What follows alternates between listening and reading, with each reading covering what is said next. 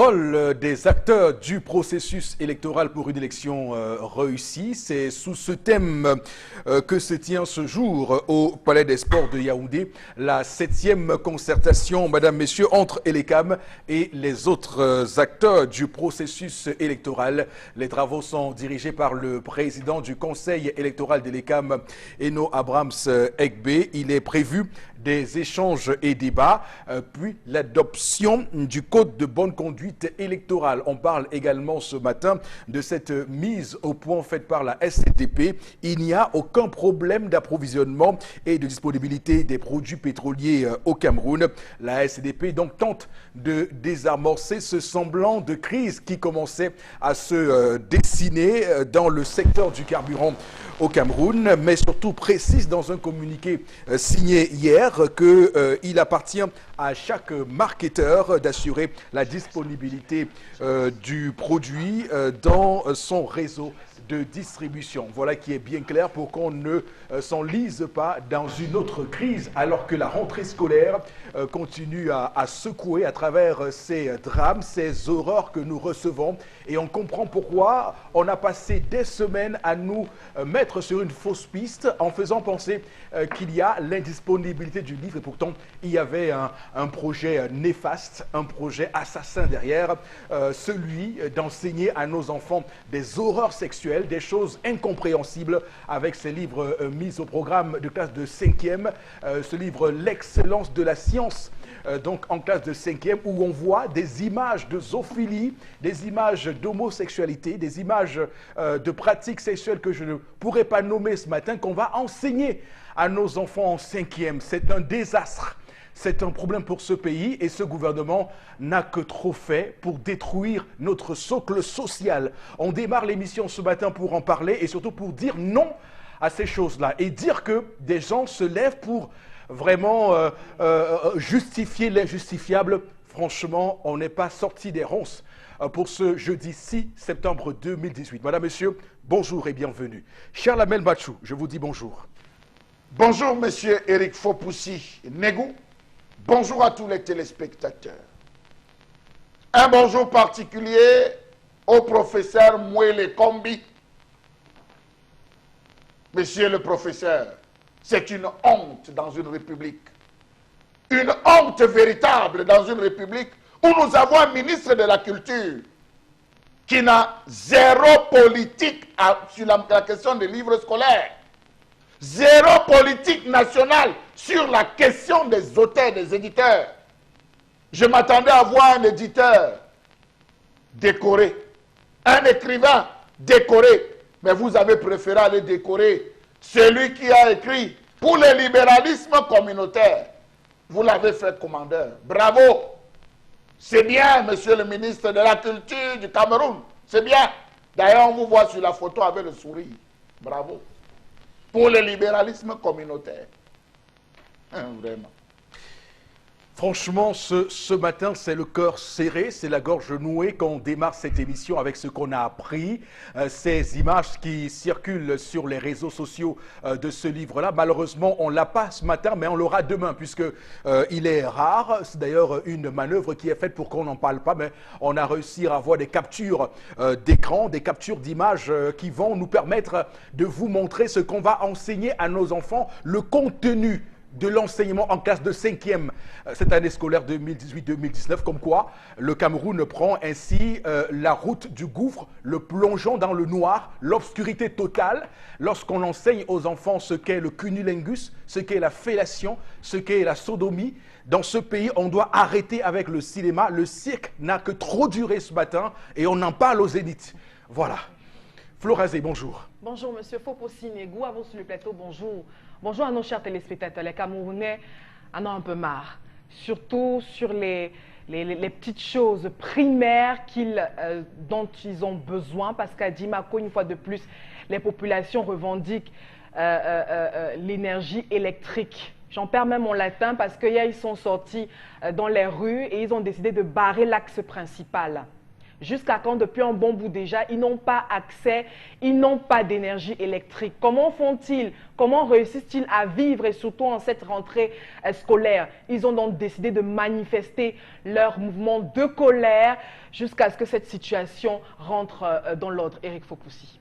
Donc voilà, dans un pays où on manque d'énergie électrique, dans un pays où on manque d'eau, dans un pays où on manque des routes, la priorité à enseigner aux enfants, c'est comment on fait l'amour. Alors arrêtons un peu à un moment donné, c'est quand même gros pour passer. Et donc ce matin, on va en parler parce que c'est toute la question qui gouverne, qui dirige cette politique du livre scolaire au Cameroun, ce contenu et tout ce qui a été fait avant, pour qu'on comprenne que nous sommes aujourd'hui dictés. Il y a le diktat des forces occidentales, le diktat de cette puissance coloniale qui elle-même a mis sur son programme scolaire ces enseignements-là, dès 4 ans, 5 ans là-bas chez eux, et par coup de magie prophétique scolarisé, le Cameroun suit le pas cette année.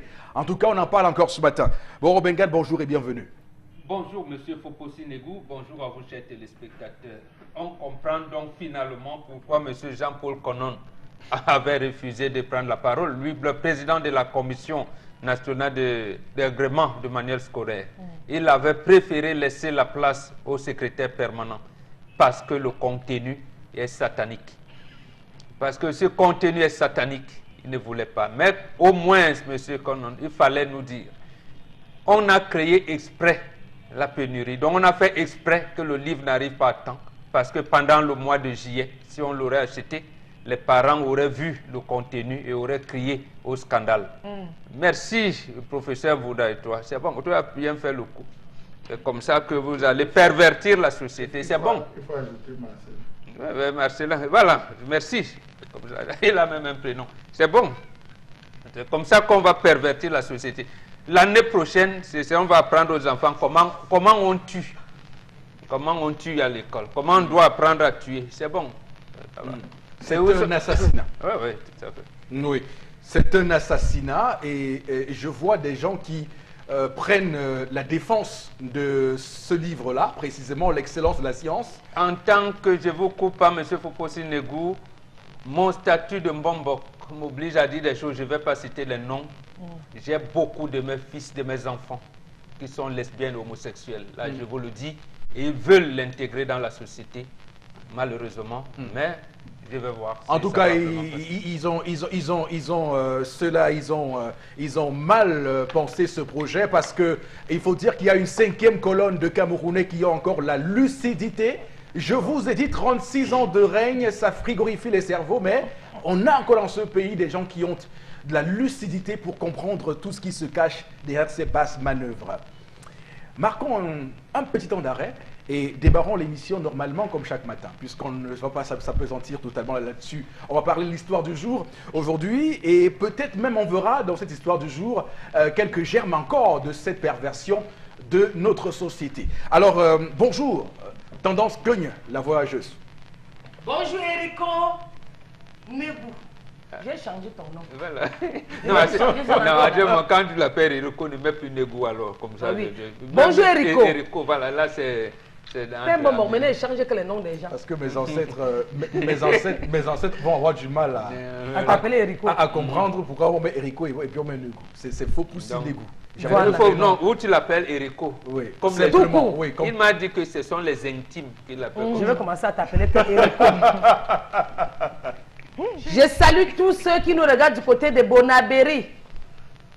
Il y a la petite Majolie qui pleure. Je ne parle pas de Ngouno Julienne.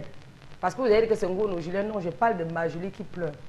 Elle a besoin de vos conseils. Elle m'a dit, maman, tendance, fais en sorte que les messages des téléspectateurs là touchent le cœur de ma mère.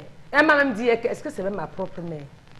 Comment ma mère peut me faire ça? Ta mère l'a abandonné alors? Non, même pas ça. Attends, je t'explique mon père. La petite Julienne est stressée, abattue, elle déprime.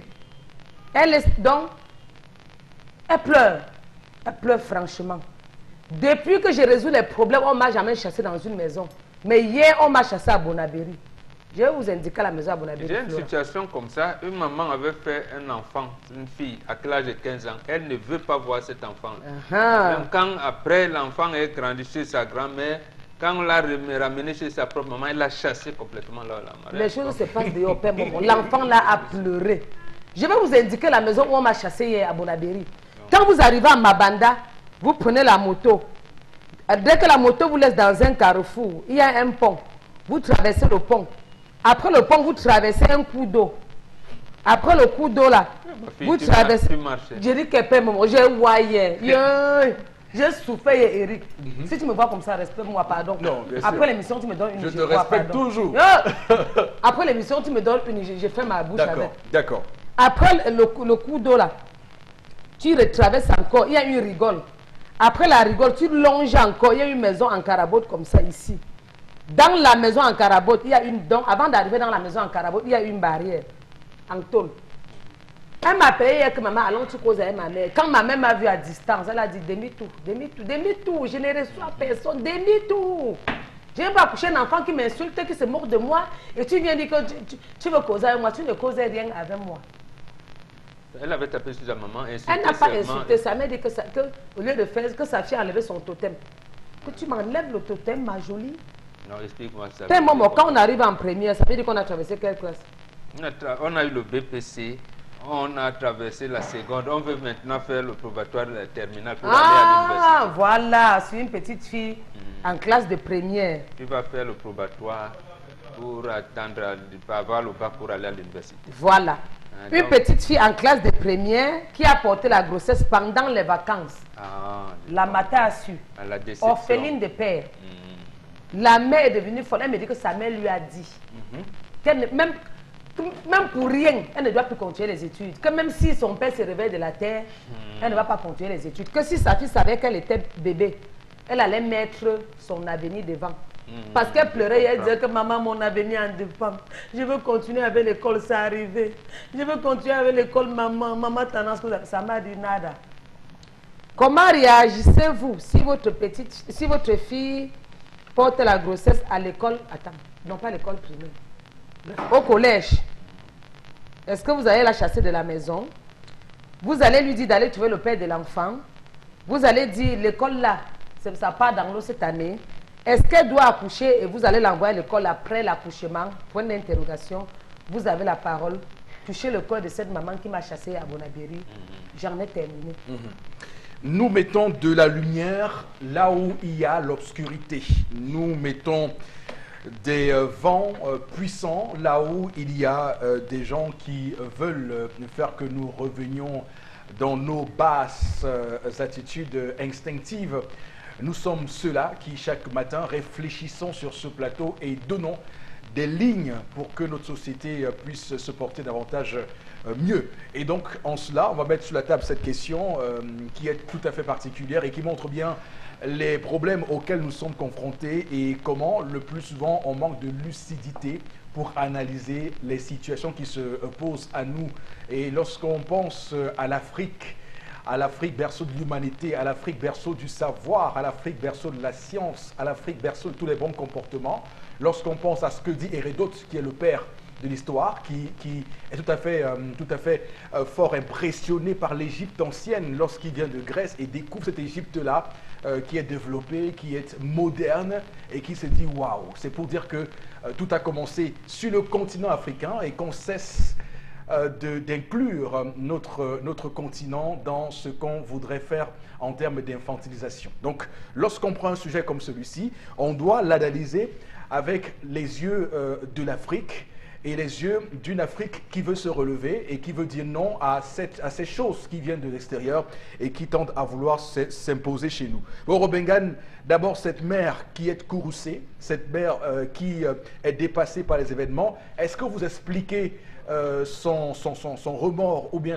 la grande déception qu'elle a par le fait qu'elle ait perdu son mari et qu'elle se dit qu'elle fait des sacrifices énormes pour envoyer sa fille à l'école, qu'elle fait des sacrifices énormes pour éduquer son enfant et que l'enfant revienne comme ça avec une grossesse? Vous avez utilisé l'expression qui sied le mieux, oui.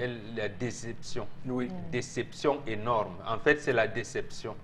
La déception, elle voyait sa fille en train de faire normalement ses études et peut-être atteindre, j'allais dire, une place sociale assez confortable. Et au moment où, je suis sûr, pendant les vacances, elle s'apprêtait à inscrire sa fille, elle vient avec une grossesse et elle sait pratiquement que lorsqu'on découvre la grossesse d'une fille à l'école, que ce soit au privé ou dans le public, on vous exclut, à moins que vous ne soyez officiellement marié. Donc on n'accepte pas les femmes enceintes dans notre cursus scolaire. Sinon, à l'université, ça peut se faire. Donc la maman, c'est la déception. La déception, et je comprends son courroux. Je comprends, mais je lui dis seulement de rester calme, de reprendre sa fille, parce que là, elle risque de tomber entre les bras de... J'allais dire, ça peut être un accident quand elle était, et cet accident a donné lieu à la grossesse. Est-ce qu'il n'y a pas des maladies sexuellement transmissibles? Parce que ça aussi, c'est voilà, une fille qui nous disent aujourd'hui évoluer et qui attrape des grossesses comme ça, sans prendre des mesures de précaution. Voilà, c'est ça qui me désole. Donc je comprends la maman, je comprends, mais je lui dis de prendre son calme, c'est arrivé, de reprendre la fille, de faire ses tests, et il peut même arriver que le garçon, lui aussi, peut-être c'est un ancien camarade, ou bien c'est son connu, peut-être que le gars est parti ailleurs, n'est même plus ici à Douala. Donc la fille va se trouver dans une situation désemparée. Donc vous reprenez votre fille, madame, essayez, on va comprendre, l'encadrer là, elle peut reprendre l'année scolaire prochaine, elle a 9 mois, donc ça veut dire qu'elle-même, elle a décidé que pendant cette année académique, elle ne va pas fréquenter. Quand elle va accoucher sûrement au mois de juillet, août, bon, ça va ajouter, j'allais dire, une charge en plus à la maison, mais elle pourrait reprendre. En tout cas, rien n'est fatal, rien n'est définitif. Elle pourrait revenir au devant de la scène plus tard. Peut-être aussi la féliciter parce qu'on a un phénomène elle aurait de jeunes filles, un avortement qui aurait tourné au désastre. Oui, et là, elle aurait dit, mais ma fille, si elle m'avait dit qu'elle était grosse, est-ce que, bon, voilà, il faut la reprendre. Parce que là, elle peut aller justement commencer à chercher à enlever l'enfant. Bon, qu'est-ce qui explique la régularité de ces comportements néfastes et déviants dans nos familles? C'est-à-dire des grossesses précoces Oui, bien, attendez, pendant la puberté, et c'est précisément ce qui dépasse les Occidentaux à résoudre. Vous avez vu la France dernièrement, c'est Hollande qui vous dit qu'une fille peut avoir des relations sexuelles consentantes à 15 ans. Nous, on n'accepte pas ça. Je veux dire, pendant la puberté, le corps change, le corps commence à émettre d'autres envies et il faut les contenir. Et quand on ne réussit pas à les contenir, c'est à ce moment que les jeunes gens se perdent la tête. Ils oublient même qu'on leur apprend d'utiliser les préservatifs et autres. Ils oublient. Donc, en fait, c'est même un âge, j'allais même dire, de défi. Le jeune se comporte comme s'il défiait la société entière. D'accord. Donc, est-ce qu'on peut parler d'une carence d'éducation sexuelle? Oui. On ne fait plus d'éducation sexuelle. Nous, à notre époque, on vous l'apprenait. C'est-à-dire que dès qu'on circoncit l'enfant, le jeune garçon, après 8 ans, on vous dit, on vous apprend déjà. Même la maman, à l'époque, il regardait déjà les seins sortir sur la poitrine de sa fille, commençait à vous dire, ma fille, dans bientôt tu seras une femme. Oui. Mais aujourd'hui, les femmes qui se disent évoluer, elles ont même peur de parler avec leurs filles. Mais elles vous disent mon mari, mais si tu ne causes pas, tu ne dialogues pas. Mais l'enfant est là. Mais ça commence lorsque tu ne peux pas envoyer ta fillette de 6 ans te donner de l'eau à boire, pour laver même la vaisselle à la maison, pour essuyer sa chambre, sa propre chambre. Tu dis, s'il te plaît, est-ce que tu peux redresser ton lit? Tu lui dis, au lieu de lui donner des commandements, ça commence par là. Et quand elle verra donc sa physionomie changer, la maman commence à avoir peur comme si c'est la fille qui allait la commander désormais. C'est là où nous avons péché. D'accord. Alors, Florazé, on est là en face d'une jeune fille, d'une fillette, j'ai envie de dire, qui est en première. En première, on a, je pense, 15 ou 16 ans, hein, si on s'en tient au cursus scolaire normal. Alors, on est en face d'une jeune fille donc, qui est enceinte, ce qui témoigne de ce qu'elle a connu l'homme, entre guillemets, très tôt. Donc, elle s'est mise à la pratique sexuelle très tôt. Pourquoi vous souriez quand je le dis?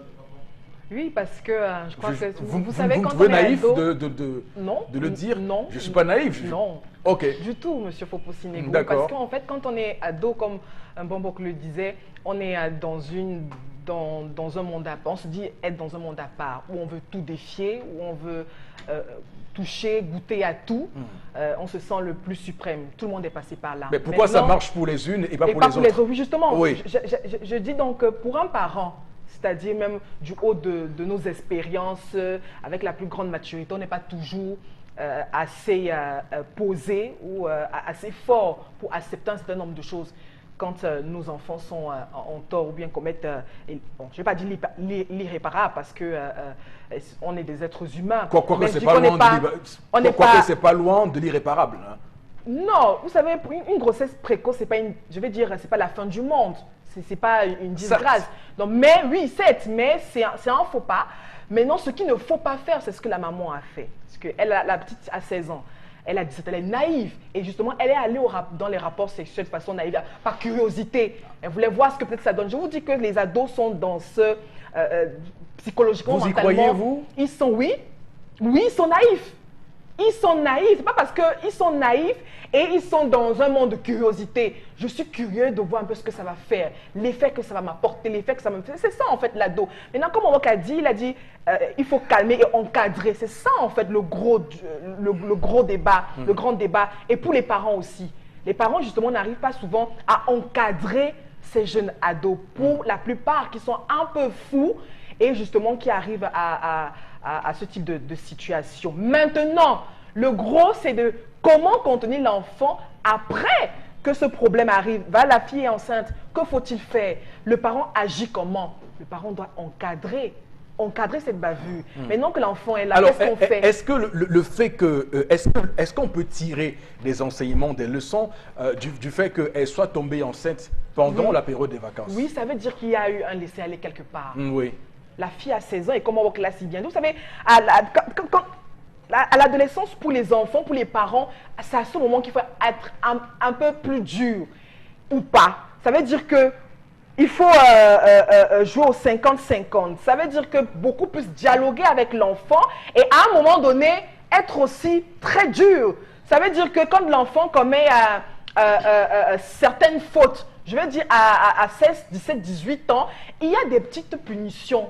Je dis des petites punitions qui sont, moi, je ne prends pas le fouet ou bien la bastonnade et autres. Ça veut dire que l'enfant, à ce moment-là, aime bien les balades, aime bien, tient à son argent de poche, tient à sa compagnie entre copains et copines. Mais Florazé, il y a quand même des petites choses qui sont admises et qui, à mon sens, contribuent quand même à encourager ce type de comportement. Par exemple, l'habillement de nos jeunes filles aujourd'hui. J'ai vu des jeunes filles de 7 ans, 8 ans à qui on apprend déjà à porter des mini-jupes. Alors, quand vous faites ça à des enfants, c'est pour qu'elles deviennent quoi 10 ans après? Enfin, je dis, c'est juste une piste que je lance comme ça. Oui, vous savez, l'éducation, puisqu'on parle d'éducation sexuelle, ça commence à la base aussi. Mais ça ne veut pas pour autant dire que la petite jeunesse... Je dis, il ne faut pas attirer l'attention des enfants. Il ne faut pas attirer l'attention des enfants. Par exemple, le corps humain, il se développe tout naturellement. Et l'enfant sait. Quand vous voyez les petites de 3-4 ans, l'enfant sait que pour aller faire le caca, je m'en vais au pot. Maintenant, ne dites pas à l'enfant que pour faire caca, il faut, ça va sortir par, je ne veux pas utiliser la partie anale, etc. et tout. L'enfant, ça dit qu'il subit la réaction naturelle. À un moment donné, quand il sera ado, il saura ce que ça veut dire. Donc, il ne faut pas souvent attirer l'attention de certaines choses. Pour ma part, j'estime qu'ils peuvent être traumatisants pour l'enfant dès le départ. Parler justement de la sexualité à l'enfant, c'est-à-dire qu'on peut commencer dès le bas âge. Mais comment? Employer quel type de termes? Maintenant, laisser l'enfant de 5 ans porter sa petite jupe. Pourquoi ça devrait... Non, est-ce qu'on est suffisamment clair sur l'âge auquel on doit faire des rapports sexuels? Parce qu'il y a quand même un problème qui se passe. Chaque fois qu'il y a des campagnes, on demande aux enfants de mettre des préservatifs. Vous débarquez dans une classe de 3e, 4e, vous voyez des gens qui débarquent avec des préservatifs. Est-ce qu'au final, on ne doit pas Il faut instruire l'enfant. clairement dire que c'est l'abstinence Il faut instruire l'enfant. qui quitte la voie. Il faut instruire l'enfant. À 16 ans, 17 ans, 18 ans, vous les avez déjà au supérieur. Oui. Et où le parent ne sera pas toujours derrière l'enfant. Il faut instruire l'enfant. Mais Et ça commence... doivent-ils pour autant, bien qu'étant au supérieur, s'adonner à des relations sexuelles? Je dis qu'il faut instruire l'enfant. Instruire l'enfant selon la voie qu'il va suivre, qu'il doit suivre. Quand il sera grand, il ne s'en détournera pas. Ça veut dire que l'éducation sexuelle, ça commence dès la base. Maintenant que l'enfant arrive au supérieur et que Oui. vous l'aurez déjà inculqué certaines valeurs, et puisque je suis chrétienne, j'estime que ça a un peu foutu le camp, c'est-à-dire qu'intégrer également les valeurs humaines, mais quand l'enfant sera grand et face à certaines difficultés, Et c'est intéressant que vous Oui, et passiez. confronté. Et c'est intéressant parce que vous passez très rapidement sur votre chrétienté. Oui. Je rappelle il y a un terme en christianisme qui s'appelle fornication, qui est le terme qui désigne ceux qui font des relations sexuelles sans avant le être avant le Oui, mariage. avant le mariage. Donc je par dis que exemple. ce sont Oui, des mais bases. sauf qu'on voit aujourd'hui que ce n'est pas respecté. Mais c'est ça. Je dis, il faut instruire les enfants. Je dis donc que le parent n'est pas souvent préparé. Ça veut dire que vous avez instruit votre enfant avec une base de valeurs humaines. Maintenant, vous n'êtes pas préparé parce que vous ne savez pas comment, quand il sera mature, comment il va appréhender ou alors utiliser... Le parent, lui, l'a été Oui, aussi. utiliser. Faut pas Oui, y justement, oublier. je dis que utiliser certaines informations qui lui ont été inculquées dès la base. C'est ça le problème. Non, la jeune fille, je ne dirais pas que sa maman n'a pas été à la base, n'a pas instruit l'enfant, que peut-être, voilà, tu as tes premières menstruations, sache que tu es une femme et que si tu vas avec un homme à telle ou telle période, si tu ne te protèges pas, tu vas tomber enceinte. Maintenant, c'est à l'enfant d'avoir ces notions et de les inculquer. Maintenant, le parent n'est pas là quand l'enfant est face à certaines situations. Maintenant, quand l'enfant est face à certaines situations, s'il a eu une base, maintenant, il peut mettre ce que maman, papa ou la société lui a appris comme pour éviter les fausses notes. C'est tout. Parce Oui, qu'il a Bambo. s'est interrogé. Comment dire ça à l'enfant? Charles Lamel nous a donné une clarification, ce qui est normal. À ce moment, l'enfant est un disciple. Il n'y a pas de... S'il faut chicoter, il faut chicoter. Il faut battre l'enfant. Justement, à ce moment, c'est là où on apprend aux garçons. Quand on t'a circoncis, on t'avait dit à l'époque, tu ne vas plus te laver avec tes sœurs. Tes chambres, voilà, voilà, voilà. Et on commence à lui apprendre des choses. On les dit, on prononce les noms. La fille doit savoir qu'elle peut tomber enceinte. Elle peut avoir une maladie fatale qui peut amener la mort. Elle peut. Donc, nous, on le disait. D'accord. À notre niveau. C'est l'école des Blancs et ces églises importées, justement. Oui. Et les séries télévisées aussi. Les séries, voilà. Et les séries Oui, on le télévisées. dit, mais Maman non, le dit, comment? maman dit, mais regarde les séries avec la fille en question. Oui. Et elle sait comment ça se passe. Et si ça se trouve, elles sont câblées tous les soirs C'est cette ensemble. fille On qui le ne dit sait comment? rien de la sexualité qui va apprendre à sa maman que non. Tu as vu Ricardo? Laura Tell qui a vu, elle a même déjà abandonné son époux là, elle va avec l'ami de sa copine. Elle dit voilà, c'est comme ça parce que maman était au marché, elle a raté la série hier soir.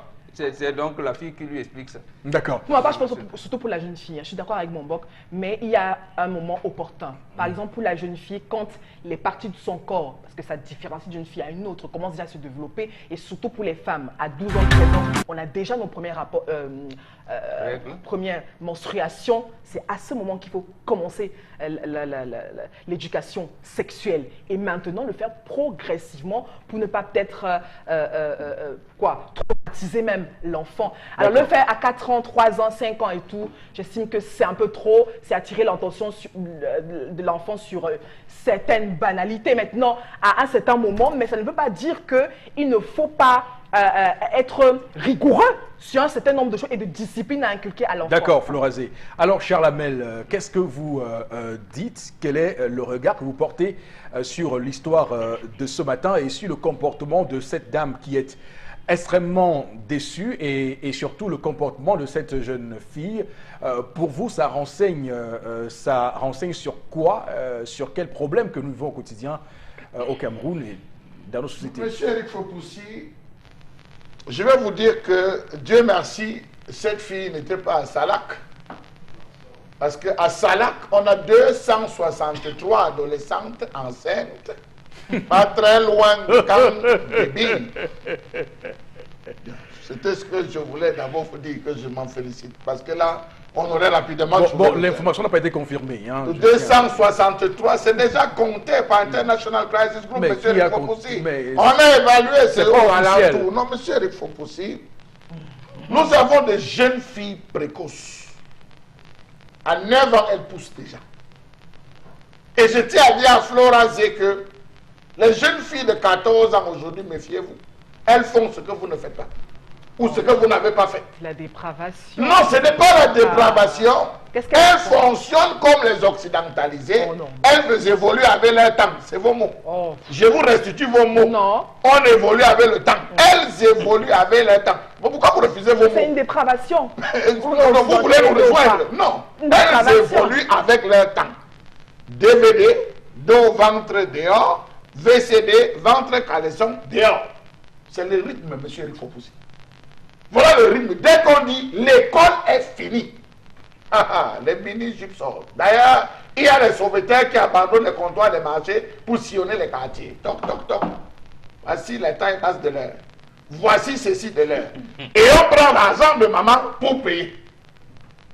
Première chose. Deuxième chose, maman, elle devient la conseillère vestimentaire. Maman, c'est comment? Ma fille, ça dose. Donc, monsieur, il faut pousser. C'est N'ayons pas ça peur. qui vous va bien. Pourquoi vous voulez vous battre à justifier? C'est la vérité. C'est la mère qui dit que ça dose, ma fille, tu es comme ça. La fille dit, maman, j'arrive. Elle traverse devant les bensiquineurs. Elle traverse devant les boutiquiers. Elle traverse devant les gars qui flanquent, qui disent que ma chérie, tu es belle. Elle rentre et dit que maman, quand je mets la bise, c'est tout le monde qui me regarde. Ma fille, tu es jolie comme ta grand-mère. Elle regarde les championnats interquartiers. Voilà, bon, merci. La gestion des vacances est bannie. Monsieur Eric Fopoussi, entre 14 et 16 ans, la jeune fille n'était plus à côté de sa mère. Elle allait auprès d'une tante, elle allait auprès de sa grand-mère, qui lui disait tes seins qui poussent là. S'il y a beaucoup. À d'autres endroits, les grands-mères prenaient dans la pierre chaude pour masser la poitrine en disant que ça évolue. Ce qu'aujourd'hui on a dit, c'est une effort. Non, mais permettez, je suis en train d'expliquer, Flora Zé. Je vous ai laissé vous Je suis en train de boire du petit lait, je vous en prie. On massait dans la poitrine pour dire, attention, la poitrine est en train de pousser, il faut que ça rentre. Oh oui. La grand-mère était en train d'aller dire à sa fille, attention, tu saignes. Quand une femme saigne, elle ne doit pas passer à côté d'eux. Elle ne doit pas manger ci. Elle ne doit pas faire ça. Elle ne doit pas. La femme qui saigne doit être comme ça. Elle ne dort plus avec son mari. C'est là où on enseigne à la femme que la femme qui saigne ne doit plus dormir avec un homme. Qui saigne ne dort plus avec un homme, monsieur Fopoussi. Même dans l'islam, elle est sale. Monsieur Fopoussi, ce n'est pas un débat. On éduque l'enfant à ce niveau. L'enfant devient le disciple. Et c'est là que la jeune fille pose des questions. La mère va lui dire à certaines heures, tu as ci, tu as ça. Attention, ça te prédispose à ça. Quelques jours avant que tu ne saignes, tu es en période d'ovulation. Tu auras des envies sexuelles. Tu auras une envie. La maman, la grand-mère prédispose. La maman vient donc compléter. Il y a des attitudes.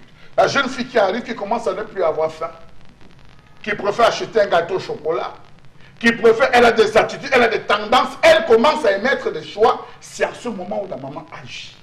Qu'est-ce que ma fille regarde comme émission télévisée? Qu'est-ce que ma fille lit comme roman? D'ailleurs, qu'aujourd'hui, les filles ne lisent plus les romans. Elles sont beaucoup plus harlequins. Les harlequins. À notre époque, harlequins, Agatha Christie. Mais monsieur, il faut pousser. Aujourd'hui, elles sont sur le téléphone. Dans quel type de groupe ma fille est? Qu'est-ce qu'elle fait? Avec qui cause-t-elle? C'est le regard parental qui agit désormais comme maître et disciple, monsieur il faut pousser. Cette maman est passée donc à côté de tout cela. Elle est plutôt devenue bourreau, un bourreau pour sa propre fille, en lui disant, je te paye les études, ça va. Tout ce que je veux, c'est le résultat. Le contenu, il n'y en a pas. Et c'est la raison pour laquelle on se retrouve à ce que vous décriez aujourd'hui, un gouvernement qui fait entrer n'importe quoi dans le système éducatif, avec des parents laxistes, des parents qui dorment, qui acceptent tout. Voilà vers quoi nous sommes en train de tendre, monsieur le Fopoussi. Donc je dirais à cette maman que elle est passée à côté de la plaque. Ce qu'elle a de faire, c'est d'encourager, d'encadrer et de laisser cet enfant naître, tout simplement. D'accord. Tendance va également dire un mot sur l'histoire de ce matin. Tendance, qu'est-ce que tu penses de cette histoire? Regarde comment les enfants viennent nous mettre dans tous les problèmes de la terre. Vous ne savez pas comment on souffre pour vous envoyer à l'école. Ma fille fait ça. Je descends à Sandaga. J'achète un cajou de tomates. Je les assois au marché. J'ai dit négocier une place pour elle. Donc elle n'est pas plus à l'école. Je considère qu'elle est mère. Si son avenir en dépendait, elle n'avait pas porté la grossesse. Je vais en Sandaga, je prends un casier de tomates avec les condiments. Parce qu'on achète les tomates au marché, il y a tous les condiments à côté, les poivrons, le haricot vert. J'achète ça, je peux au marché négocier un comptoir. Comme tu ne sais quoi, c'est pas pour rester à la maison. Hein. Donc le matin, quand tu ne sais pas à l'école, tu descends au market. 4 tomates à 200 francs.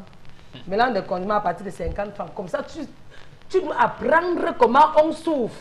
Absolument. Parce que tu vois comment une maman, bon, parfois on porte la bille comme ça, on porte le cabine, il n'y a rien dedans. Parce qu'on cherche comment on va faire pour payer la scolarité aux enfants. Mais à l'école, sauf il faut pousser que cette fille, vous aurez jeté dans la rue une jeune fille naïve qui va se battre pour vous ramener plus d'enfants à la maison, qui va sortir concevoir, ramener parce que vous allez garder cet enfant. Elle va continuer à prendre le goût et elle ramènera d'autres enfants à la maison. Je n'ai pas vous ne l'aurez pas aidé. Je vais t'envoyer encore à l'école quand tu vas accoucher. Mais avant d'accoucher, les 9 mois de grossesse là, tous les matins tu es au marché, tu travailles l'argent de la lait. Tu travailles l'argent de la lait, je cherche la caisse. Tu as vendu par jour, tu lances une pièce, 100 francs dans la caisse. Tout à fait. Quand tu vas être à terme, je dis que bé, allons faire les achats au marché. On part à deux faire les achats. Quand on va dire que fais tel examen, il dit que bé, dans ta caisse c'était combien là? On a dit qu'il veut faire tel examen à 12 000 francs. Et les examens des enfants précoces, on dit tel examen que tu fais, quand tu fais l'examen, on dit les médicaments qu'on vous prescrit, c'est sur x2. Tu vas boire un médicament qu'on va te dire 23 500 francs x2 pendant un mois. 4e mois de grossesse, 2 médicaments x2, c'est 12 500 francs le paquet. Ça rentre dans quel compte? Je vais te montrer comment moi-même j'ai souffert. Comment? Donc je vais te faire comme le dingo. Je vais te traumatiser et tu vas reprendre l'école. C'est ton comportement qui va me faire te payer encore l'école. Tu vas accoucher, donner les seins à l'enfant. Tu vas subir. Donc tu vas voir comment on va. Maintenant, avant de rentrer à l'école, continuer les études, avoir le bac, pour avoir aussi un bon bagage intellectuel, connaître te tenir en public, tu vas savoir que ici, là, j'ai souffert. D'accord. Je vais te dire que le serpent ne mord pas quelqu'un 2 fois. Très bien. C'est pour ça que je vais souvent dire aux parents qu'il faut amener les enfants dans le chemin de Dieu, sur le chemin de l'église, pas peut-être les églises que vous voulez. Occupez les enfants. Le samedi, vous partez à la doctrine. Après, vous partez à la chorale. Parce qu'à l'église, même le moniteur va vous dire qu'à 25 ans, tu peux causer avec l'homme. Ou étant à l'université, tu peux travailler, avoir un bagage intellectuel et commencer à causer avec un homme.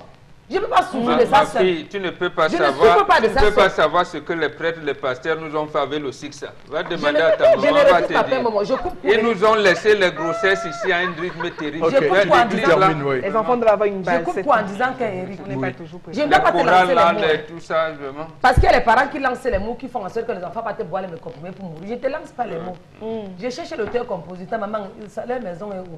Il travaille, il t'avait seulement donné le soya le jour là, maman. Je n'ai pas du ressort de la mère de chercher le l'auteur. Elle dit que son papa ne vit plus. Non, je demande à ma fille. Non, le chef de famille. L'auteur-compositeur, maman. C'est lui qui cherche l'auteur, c'est pas la mère. Le jour là, tu avais mangé seulement la mère demande d'abord, commence à poser, ramène la fille, pose les questions pour d'accord.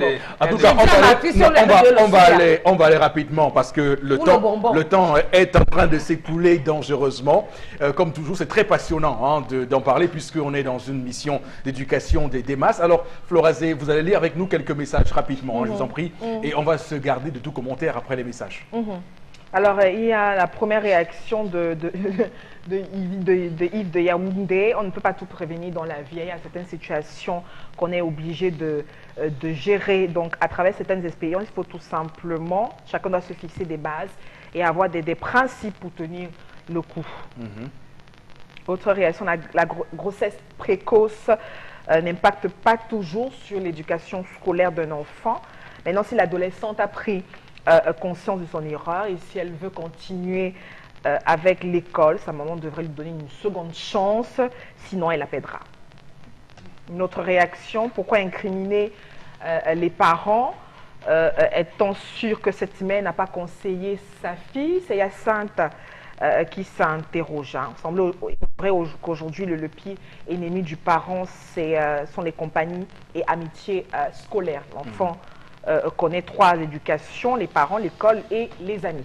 Ok, merci beaucoup pour tous ces messages. On aura l'occasion avant la fin de l'émission, rassurez-vous, madame, messieurs, de relayer tous les messages que vous nous envoyez en réaction à ce sujet. On va poursuivre l'émission de ce jeudi 6 septembre 2018.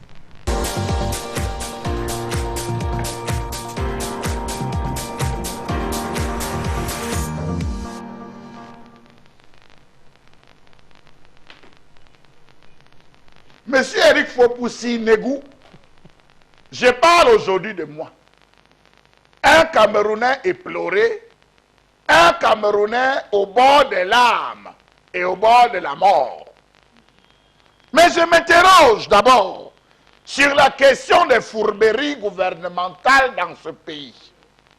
Comment comprendre que les dirigeants de ce pays prennent les pauvres populations que nous sommes pour des cons? Comment comprendre qu'un État riche en ressources naturelles comme le nôtre puisse être pauvre économiquement? Oui, nous sommes riches. Regardez celui qui creuse la terre là. Il vit comment? Nous sommes riches, mais nous sommes pauvres. L'abondance des ressources naturelles au Cameroun est-elle une malédiction ou une bénédiction? Comment comprendre que depuis des années, l'on invite les Camerounais à vivre non pas pour eux, mais pour les générations futures? D'ailleurs, ne nous avait-on pas demandé quel Cameroun voulons-nous laisser à nos enfants? 36 ans après, vous-même répondant à la question. Vous voulez laisser quoi quand vous vous accrochez sur tout? Comment comprendre que la disproportion qui existe entre la richesse moyenne des sous-sols et la pauvreté des citoyens qui vivent sur le dit sol est parfois si frappante que la bénédiction géologique devient une malédiction par le biais de la corruption ou des prédations? Rappel des faits, Mbombok Bengan.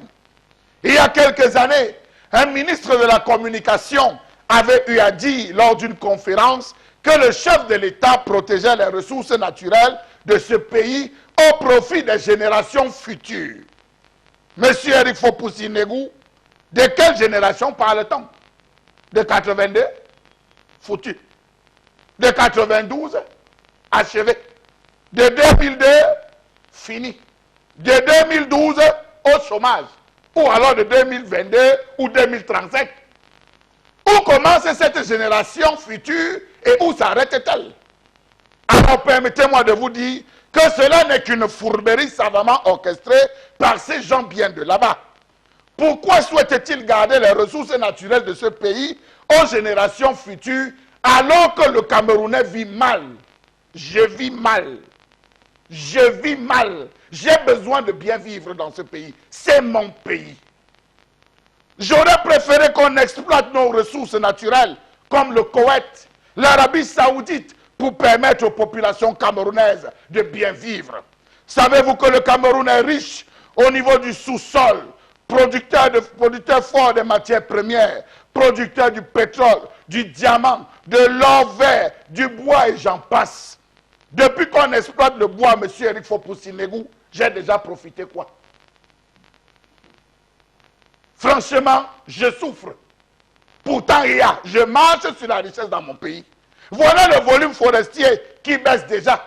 Les premiers rangs ont quitté le navire, la SFID, le groupe Rougier. Les générations futures auront donc quoi? Comment comprendre que dès que l'on s'intéresse à la répartition des ressources dans le cadre du développement économique de ce pays, un paradoxe relativement étrange apparaît bien qu'entretenu et bien entretenu par une caste d'individus corrompus jusqu'à la moelle? Comment comprendre que les ressources naturelles de notre pays ne sont pas utilisées au mieux des intérêts des citoyens camerounais? Vraiment, dites-moi, dans quel pays conserve-t-on les richesses naturelles pour les générations futures? Aux États-Unis? En France? En Chine? Où? Et si la fin du monde était réelle? Si la fin du monde était demain, j'aurais profité quoi? Et si avec la poussée du développement technologique, c'est bien que l'on conserve pour les générations futures, devenait obsolète, que ferons-nous? Hier encore, on parlait du pétrole pour les véhicules. On a eu la chute du prix du baril de pétrole. Aujourd'hui, on parle des voitures électriques. Demain, on parle des voitures spatiales. Le pétrole qu'on garde là nous aura servi à quoi? Exploiter. Exploiter pour le bien des populations. Vraiment, n'ayons pas peur d'employer les bons mots. Exploitons nos richesses et développons le Cameroun. Un point, c'est tout, messieurs les dirigeants de ce pays. Rappelons-nous qu'il y a quelques années, on ne parlait qu'au nom du pétrole et de ses dérivés. Depuis quelques années, nous voici qui vibrons au rythme des panneaux solaires, l'éolienne, voitures électriques, biocarburants et j'en passe. Ce que vous gardez là nous servira à quoi? Shame. Shame. J'ai fini, il faut pousser. J'ai fini. Je parlais de moi. D'accord. Charles Amel Bachou qui signe cette colère ce matin, une colère vivace. On voit bien la colère qui brûle en Charles Amel ce matin, puisque ces récentes années, on a entendu moult discours pour nous enfumer sur comment le pays est géré et comment on nous réserve pour l'avenir l'Eldorado, le paradis, et que nos souffrances, nos sacrifices de maintenant ne sont que des préalables vers ce grand bonheur, vers ce Eldorado-là. Mais force est de constater que plus le temps passe, année après année, rien ne change. D'ailleurs, ce qui est remarquable, c'est qu'on est plutôt en train de s'enfoncer de plus en plus dans le gouffre. Boro Bengan, on parle de fourberie. De fourberie, lorsqu'on dit de quelqu'un qu'il est fourbe, qu'il fait de la fourberie, c'est d'un trompeur, c'est d'une personne dotée d'une mauvaise foi affligeante, c'est une personne qui est sans foi ni loi, et une personne qui utilise tous les stratagèmes pour faire passer des choses qui ne sont pas normales. Absolument. Oui. Charles Amel a raison d'utiliser le terme. Je vais prendre deux cas simples. 1992, l'administrateur directeur général de la Société nationale des hydrocarbures, à l'époque, il s'appelait Jean Assoumou, paix à son âme, il nous a clairement dit, quand Samuel Leboa développait et disait que le pétrole a développé le Cameroun, il est venu vous dire que personne ne comprend rien dans le pétrole. Les calculs liés au pétrole sont réservés au chef de l'État. C'est lui seul qui peut comprendre quelque chose. Deuxième cas, le bois. À quoi a servi le bois camerounais? Et peut-on nous dire aujourd'hui que le pétrole, notre pétrole qu'on n'arrive même pas à raffiner, est-ce qu'on vous dit, puisque pendant longtemps le pétrole est resté hors budget, quelle est la contribution du pétrole au budget aujourd'hui? Qu'est-ce qui est hors budget? On vous dira. Est-ce qu'on a construit les cités SIC avec le bois qui est parti ici? Non. Le bois était entré à l'extérieur et nous on achetait. On continue d'ailleurs à acheter nos sièges en cuir et tout. Même à la présidence de la République, quand il reçoit les gens, tout est en cuir.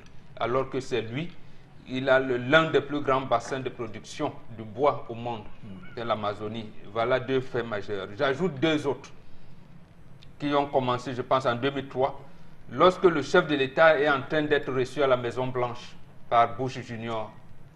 Au moment où le président Chirac lui dit, mais il ne faut pas bombarder Saddam Hussein, c'est le jour même où les États-Unis bombardaient Saddam Hussein. Vous savez ce que le président avait signé? Il a donné aux Américains le cobalt et le nickel du Cameroun. Et le Cameroun a la deuxième réserve au monde. On vous a parlé de transfert de technologie. Vous connaissez même quel est, j'allais dire, le potentiel minier que représente ces réserves? Moi, de toutes les manières, moi, depuis 2003 jusqu'à aujourd'hui, si vous avez les chiffres, vous m'avez donné. Mais on fait, et ça, c'est encore une autre fourberie, on crée un silence tout à fait coupable sur la carte géologique du Cameroun. Personne ne veut vous dire clairement de quoi le Cameroun est riche dans son sous-sol. On le dit de manière aussi... Et on vous trompe. C'est là où la fourberie dit, on préserve ça pour les générations à venir. Bon, je cite le nom de l'entreprise parce que là, parce qu'il y a certains spectateurs qui disent que nous sommes les bavardologues. L'entreprise s'appelle Géovic SA. Madame Yao Aïssatou avait d'ailleurs tenté de créer Géovic Cameroun. On lui a dit, madame, ce n'est pas votre affaire, taisez-vous. Quelque temps après, on vous dit que le Premier ministre a reçu 11 hommes d'affaires coréens qu'ils viennent de découvrir le diamant. Les Coréens sont venus quand explorer le diamant ici? Non, nous leur avons donné notre diamant. Et pour le nickel et le cobalt, c'est 99 ans qu'on a donné aux Américains. Pour le diamant, nous avons signé, je pense que c'était en décembre 2008, un décret présidentiel qui donne ce diamant aux Coréens pendant 25 ans, renouvelable tous les 10 ans jusqu'à épuisement. Et surtout, les Coréens prennent le diamant, ils amènent chez eux. C'est eux qui viennent vous dire que non, le diamant là s'appelle Mbombo. Bon, on va vous donner 10 francs pour chaque carat. Bon, comme on vous aime, vous avez 20% et tout, parce que 10% représente le sol. Et les autres 10%, c'est parce que, bon, on vous aime quelquefois, il vous arrive de payer les enseignants. Bon. comme vous les appelez, vous ne les payez même pas régulièrement, vous avez 20%, les autres 80% c'est pour nous. Vous avez entendu parler de transfert de technologie? Il y a bien les écoles d'ingénieurs au Cameroun. Vous avez vos ingénieurs de mines souvent explorer où? Voilà, une école de mines. Voilà. A-t-on créé l'université à l'Est spécialisée dans ce domaine? On a dit qu'on a créé une école de mines, je ne sais pas, Minganga ou qui connaît là-bas. Est-ce qu'on a accès à ça? Dernièrement encore, je termine par là. Au moment où nous pleurons la catastrophe créée par l'État et son ami qui gère les rails, on vous dit, oui, l'or des ECA. Ah bon, mais où se trouve l'or des ECA?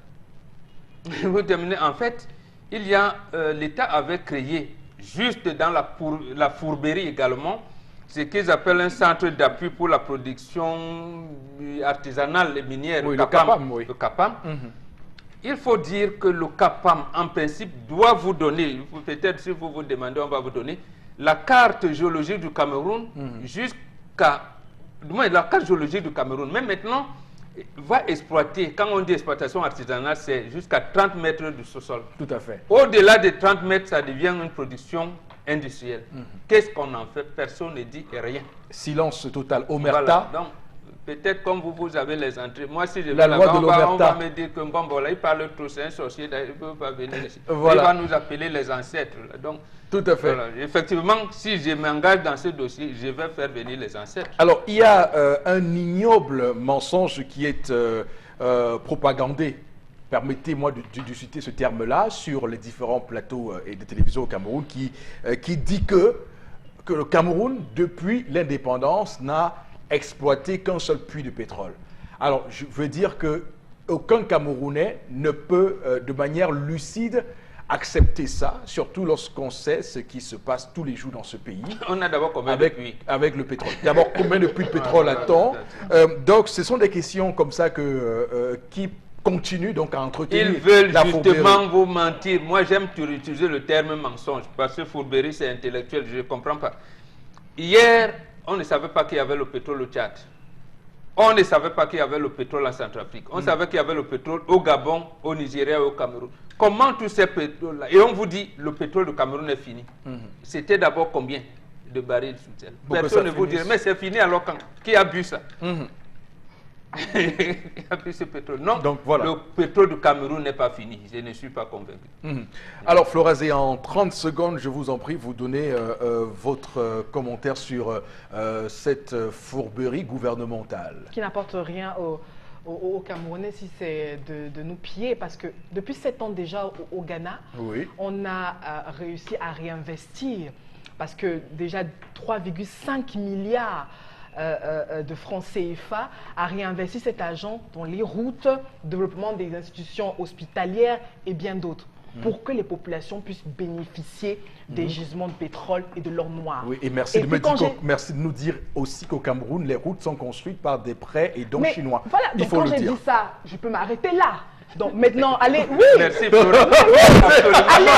C'est un bon truc. merci. Je m'arrête là. Parce que le goudron, c'est un produit du pétrole. Qui vient du pétrole. Ça, non, c'est un bon exemple. Ça. Voilà. Ça, effectivement. Merci beaucoup, Florazé. Et il faut dire et c'est ça aussi qu'on importe au Cameroun, le bitume. Hein. Oui, on importe le bitume au Cameroun. Donc il faut le Mais dire. puisque ceux qui construisent le stade Paul Biya Yaoundé importent même le sable d'Italie. Et même le ciment. Alors, ils prennent le sable d'Italie. Alors, Charles Amel. Monsieur Rifo Poussi, les Camerounais sont fatigués d'être pris pour des cons. Les Camerounais veulent manger le fruit de leur sous-sol. De leur terre. Il est temps que ceux qui nous dirigent donnent la part des Camerounais. Nous n'avons pas d'accès à l'eau. Nous n'avons pas de prise en charge convenable dans les hôpitaux. Nous n'avons pas d'énergie permanente. Nous n'avons pas accès à une eau de qualité. Les réserves du sous-sol nous servent à quoi? 82, 92, 10 ans. 2002, 20 ans. 2012, ça fait combien, monsieur? 30 ans. 30 ans. 2022, ça va faire combien? Mais arrêtons ça, monsieur Rifo Poussi. 40 ans seulement. Pour quel type de génération? Prenez le Nigeria, exploite de pétrole. Premier exportateur du pétrole depuis 1965. Il tire de ce secteur des recettes qui ont été multipliés par 10 en 35 ans, le Nigeria. Le Botswana, M. Rifopoussi, exploite depuis 1965 son pétrole. Le Botswana, déjà, ce pays se classe à la seconde place en Afrique pour les dépenses publiques consacrées à l'éducation et enregistre la croissance la plus élevée au monde.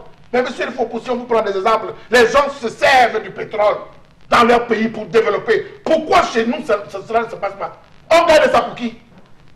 Le pétrole est dépassé. N'oubliez pas, monsieur Rifopoussi, que pendant qu'il pompe le pétrole, il n'y a rien qui remplace.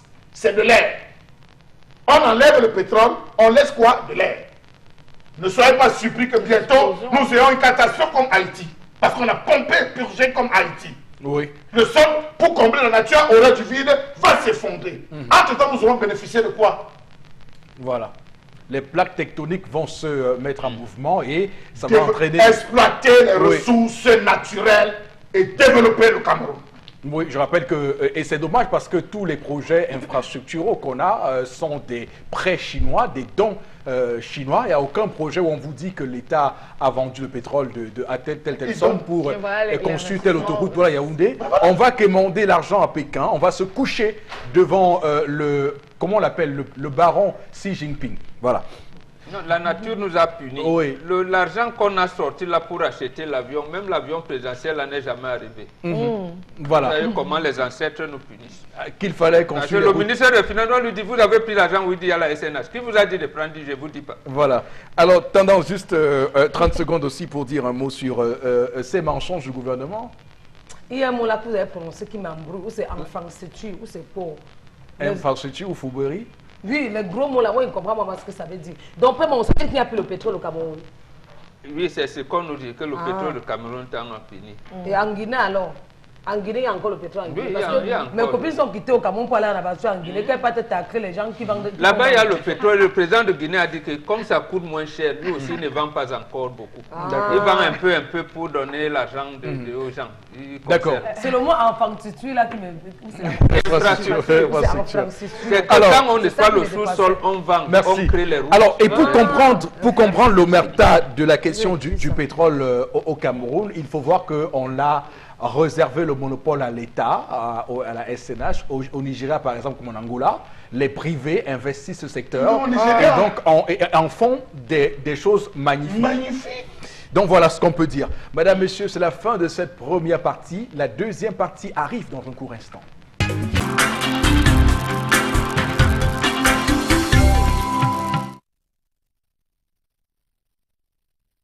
C'est votre magazine du 10-12 et donc on parle des sujets, des dossiers. Nous ouvrons et nous défrichons des routes pour vous, pour tous ceux qui veulent que ce pays avance normalement, à peu près en tout cas, et puisse réussir. Donc pour cette deuxième partie de l'émission que nous entamons, vous savez quels sont les rendez-vous qui sont fixés d'ores et déjà, mais avant de nous rendre à tout cela, Florazé, on va tout de suite vous solliciter pour les messages que nos téléspectateurs nous envoient ce matin. Oui. Alors, la première réaction de cette seconde partie, c'est avec Justin Agarois, qui dit, rappelons en passant que jusqu'aujourd'hui, les ingénieurs de mines de Mengangan sont toujours au chômage. C'est vraiment dommage pour le Cameroun. Déjà, ils travaillent au Nigeria.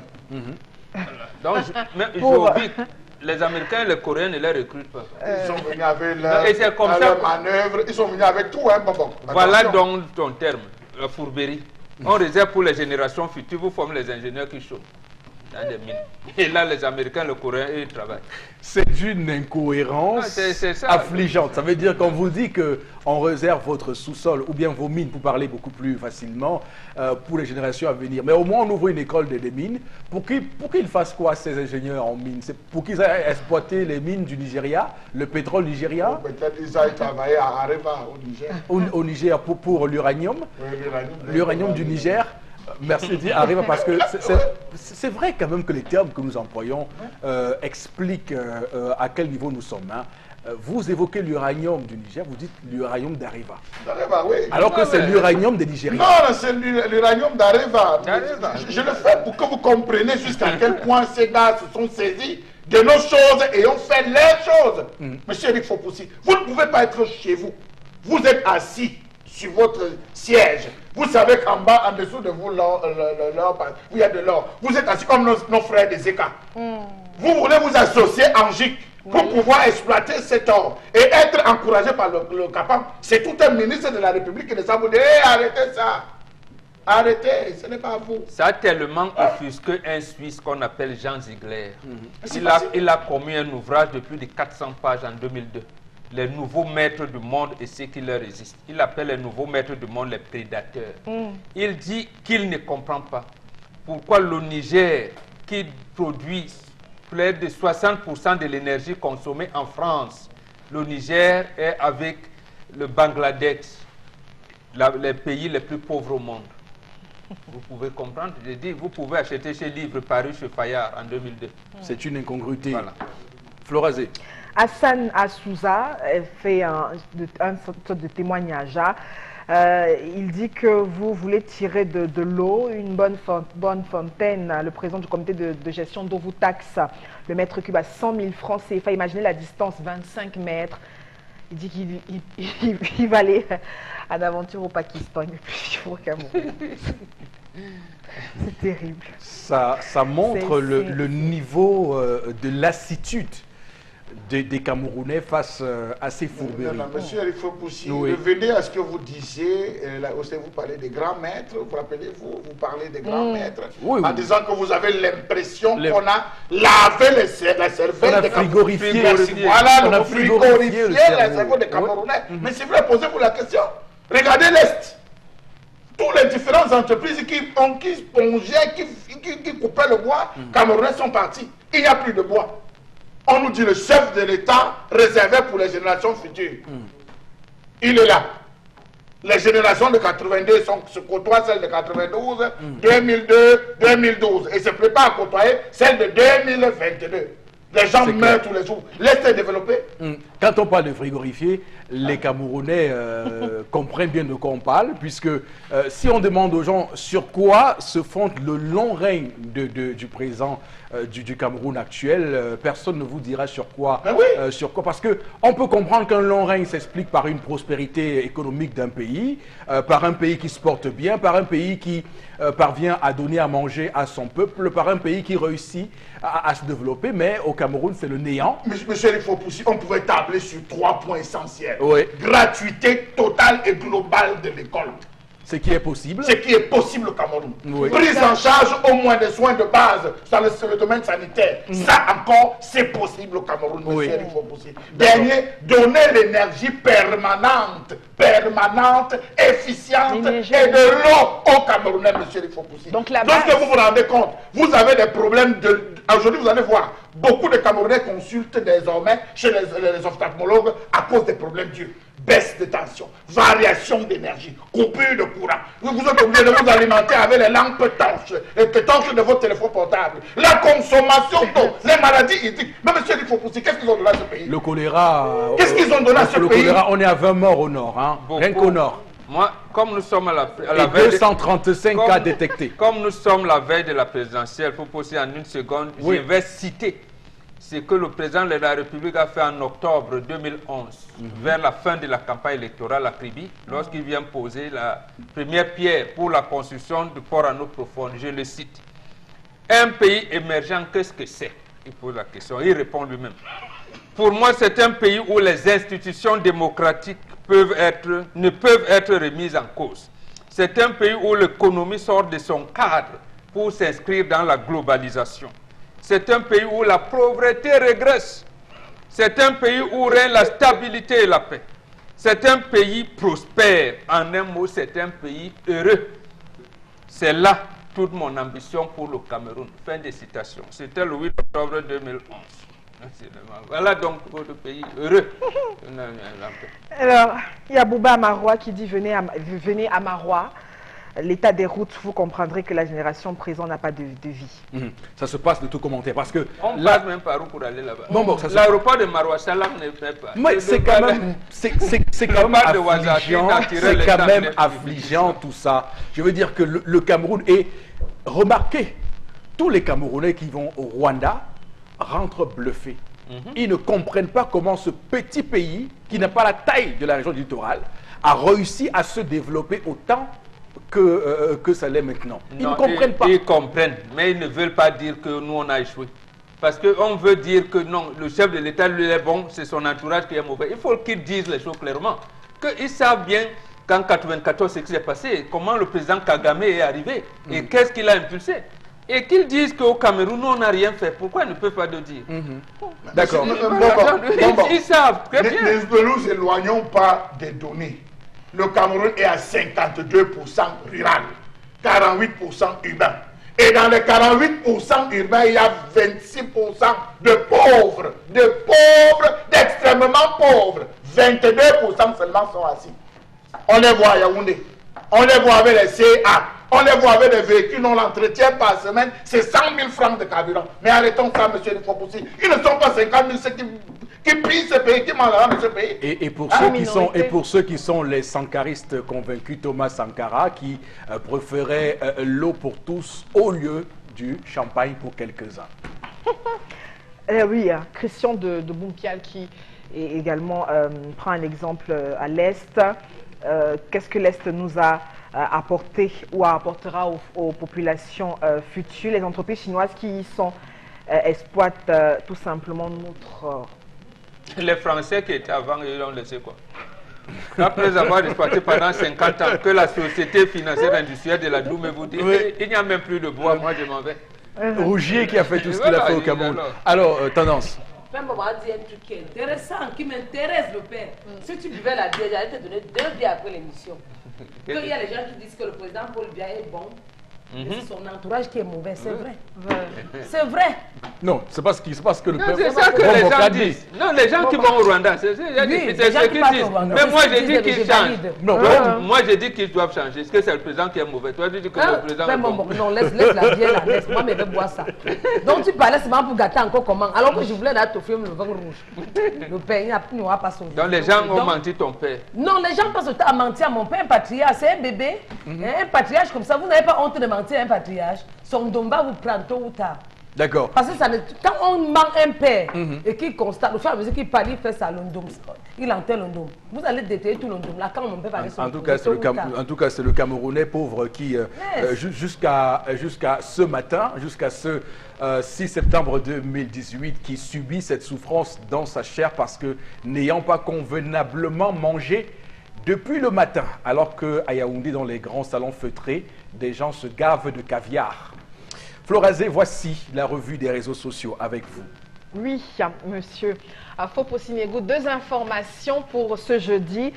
La toute première, on revient avec le manuel scolaire et notamment ce manuel lié à l'excellence en sciences pour la classe de 5e qui fait donc le buzz sur la toile. Et puis dans ce manuel, on parle donc de la santé, de la reproduction, ce qui offusque les parents et même les enseignants. Certains en parlent de pratiques sexuelles déviantes qui tentent à détruire le concept de la reproduction. Et maintenant, dans ce livre, on a des descriptions, pratiques sexuelles déviantes avec leur signification. Vous pouvez tout simplement avoir les images et puis lire, et même que certains parents ont déjà ce fascicule. Je ne vais pas entrer dans les détails pour peut-être définir certaines significations et pratiques sexuelles qui ont donc été mis en exergue dans ce livret. Non, déjà. Mais pourquoi pas? Il faut décrire ce que nos enfants de 5e vont apprendre à l'école. C'est important de le dire. C'est important de le dire. On va s'excuser. De 11 ans, lui, va apprendre ça. Voilà. On va s'excuser des mots choquants. Voilà. Alors, je vais commencer dans les pratiques sexuelles et déviantes. On a la sodomie, on explique ça par rapport sexuel par l'anus, la fellation, caresse buccale de l'organe sexuel masculin et bien d'autres. C'est écrit dans ce livre, faut le dire. C'est écrit dans ce livre. Cunilingus, on parle de l'excitation, on définit comme l'excitation des organes génitaux féminins par la bouche, et puis également l'homosexualité tendance à éprouver l'attirance pour sexuelle pour des personnes de même sexe. Donc, il y a l'image aussi qui est dans il y a une image dans le livre, Florazé, il faut l'expliquer. Oui. Dans l'image, il y a une femme dont les tétons sont sucés par un chien et on met en bas c'est la zoophilie. Il faut le dire, c'est dans ce livre-là. Donc ce sont des exemples qui tentent à enfin, selon le fascicule, il tente à décrier cette situation, et peut-être attirer l'attention des élèves, mais sauf que les parents sont contre et même certains enseignants s'offusquent et se voient devant un fait accompli. Que faut-il faire maintenant face à cette situation? Nous décrions que ce fascicule soit enlevé justement des manuels scolaires qui vont être utilisés par les enfants pour cette année. Et je rappelle que cette information, les photos déjà font le tour des réseaux sociaux et puis sont censurées surtout par les parents. On peut déchirer la partie là, non, Eric? Non. Mais On tu prend lèves la le partie livre. là, on déchire ou on pacifie. Non, c'est tout un chapitre. C'est au moins 12 pages du livre que tu vas déchirer. Je vais mettre Alors, mon cœur où? Alors, bon, il faut dire que nous sommes le 6 septembre aujourd'hui. Il faut dire que ce qu'on va dire, madame, messieurs, ce sont des événements qui se passent du 23 novembre 2017 à ce jour, 6 septembre 2018. Pourquoi le 23 novembre 2017? Parce que c'est ce jour que le PM prend cette circulaire en instituant le livre unique par matière au Cameroun. D'ailleurs, mesure qui est saluée par tous les Camerounais qui en avaient marre de la multiplicité des livres au programme. En janvier, on va changer la commission Jean Tabimanga pour la remplacer par le Conseil national d'agrément du manuel scolaire, présidé par Jean-Paul Commande, avec pour secrétaire permanent professeur Marcelin Mvunda Etoua, qui était, souvenez-vous déjà, l'ancien directeur des éditions Clés, et qui avait été celui qui était au devant de la scène pour critiquer jusqu'ici comment le livre était géré au Cameroun. En mai, le 2 mars 2018, il y a un réaménagement gouvernemental où on a un changement à la tête du MINESEC. Ngalé Bibé va au transport et Madame Lyonga Nalova arrive au ministère des enseignements secondaires. En avril, le conseil se met en place pour sélectionner les livres au programme pour la prochaine rentrée scolaire. Alors, on attend qu'on publie les listes officielles. L'attente est interminable. Personne ne publie les livres. On nous dit qu'il y a ci et ça, rétrocommission. On nous envoie dans des pistes de tromperie, de duperie et de fourberie. En juillet 2018, il y a à peine quelques semaines, on publie finalement cette liste officielle des manuels scolaires. Alors que normalement, ces livres-là doivent être publiés, cette liste, avant qu'on aille en vacances. Alors, il se passe qu'on nous envoie sur une fausse piste pour nous dire que les livres ne seront pas imprimés à temps. Donc, on crée une manœuvre dilatoire pour qu'on ne sente pas ce qui est prévu pour nous cette année. Donc, il y a ce qu'on a appelé la pénurie du livre scolaire. Jusqu'à ce que ce jour, nous sommes le 6 septembre, qu'on apprenne dans un livre qu'on va enseigner à nos enfants tout ce que Florazé nous a dit ce matin. Chalamel, quel est votre commentaire? Monsieur Rifopoussi Negou, voilà ce que la bande en Vouda nous a servi. Jean-Paul Commande. Non, je ne peux pas le citer parce qu'il a fait place. Il s'est débiné, Bombok Bengal, il a quitté. Monsieur Rifopoussi, vous avez pris l'historique en oubliant de préciser que Monsieur Vunda avait dit que les livres qu'il publie, la liste des livres, ont été puisés dans les anciens livres. Je suis parti moi-même payer les livres. Voici les majors en français. CE2. Regardez, vous CE2. Voici les majors. Ça, c'est l'année dernière. Voici les majors de l'année, le livre unique. Les majors, CE2. De cette année. De cette année, monsieur Rifopoussi. Il a dit qu'il allait chercher. Je vais à la page 75 de l'ancien livre. La page 75 de l'ancien livre traite de la chefferie traditionnelle. Monsieur Rifopoussi. La chefferie traditionnelle. Qu'est-ce que c'est que la chefferie traditionnelle? En exemple, on prend le palais du Lamido de Rebouba. On développe toute l'historique du palais de Rebouba, monsieur Rifopoussi, de ses fondements à aujourd'hui, comment ce palais a été construit, comment est-ce qu'il s'est organisé. Monsieur Rifopoussi, à la page 78 de l'ancien, on dit « Mbombok, qui es-tu » Voici ça. « Mbombok, qui es-tu » On explique la valeur du Mbombok quelle est la place que le Mbongbok occupe et on compare avec les Takunga, les Kunga des années antérieures. Voici donc l'ancien livre. Monsieur Rifopoussi, voici un exemple. Je reprends le nouveau. Page 75, on parle de l'habitation traditionnelle. Dans l'habitation traditionnelle, on met sari, on met villa, on met case, on met hutte, on met château. Je me pose tout un tas de questions, monsieur Rifopoussi. De qui se moque-t-on? On tourne à la page, la même page, monsieur Rifopoussi, on voit les moyens de communication. On ne parle plus du Mbongbok. C'est totalement changé. Les contenus sont totalement changés. Les livres sont nouveaux. N'ayons pas peur. Les livres, de le dire aujourd'hui aux parents, monsieur Ngounda a trompé, il a menti. Les livres sont nouveaux. Voilà 2 livres. Non, pour qu'on comprenne. Prenez la nouvelle expression, vous allez parcourir, monsieur Rifopoussi. Les 2 livres ont le même nom ou... Le même nom, c'est le même éditeur. Ennemi. C'est le même. Ennemi. Ennemi, c'est le même. Donc on a juste changé. Et Ennemi, c'est le même qui est à l'origine de l'autre livre, l'excellence de oui, science. Voilà, l'excellence de science, c'est le même. Ennemi. Ennemi. Il a du succès. Les footballistes. Nous dénoncions les livres. Non, ça c'est Asva éducation, hein, monsieur Rifopoussi. Asva éducation. Voilà. Asva éducation, éducation. monsieur. C'est Asva. Oui. Ce n'est pas Ennemi, c'est Asva. Mais Ennemi est dans l'autre parce que... Dans l'autre, monsieur, non, non. quand j'ai lu Ennemi, parce que c'est N-M-I, mais c'est écrit ennemi de l'éducation. Enfin, je veux dire que... Monsieur Non, mais Rifopoussi, même dans les... Non. il nous a dit que les livres devaient être disponibles. Oui. Voici la liste des livres officiels, de manuels que je suis allé prendre, monsieur Rifopoussi. Vous avez la lecture pour le CEP, la méthode syllabique des nouveaux champions, Clé et Dicef, ce n'est pas disponible. Vous avez les Français, les nouveaux champions en français, ce n'est pas disponible. Vous avez mathématiques, les nouveaux champions, ce n'est pas disponible. Vous avez mathématiques, les champions en mathématiques, CE2, CE1, ce n'est pas disponible. Vous avez mathématiques, les nouveaux champions en mathématiques, et 17, ce n'est pas disponible. On vous dit revenez à la fin du mois de septembre. On va enseigner quoi? CP, CE1, CE2, CM1, CM2. Monsieur Rifopoussi, on va. Mais quand il n'y a pas de facilité, alors nous sortons de à là. l'école. Nous prenons maintenant les contenus des livres. Dans le contenu des livres, c'est la catastrophe. On vous parle de la sexualité, fellation, zoophilie, homosexualité. Mais on va enseigner quoi à nos enfants? Je crois que sur cette question, il faut que les Mbongbok se réunissent. Il y a urgence, le ciel du Cameroun s'obscurcit.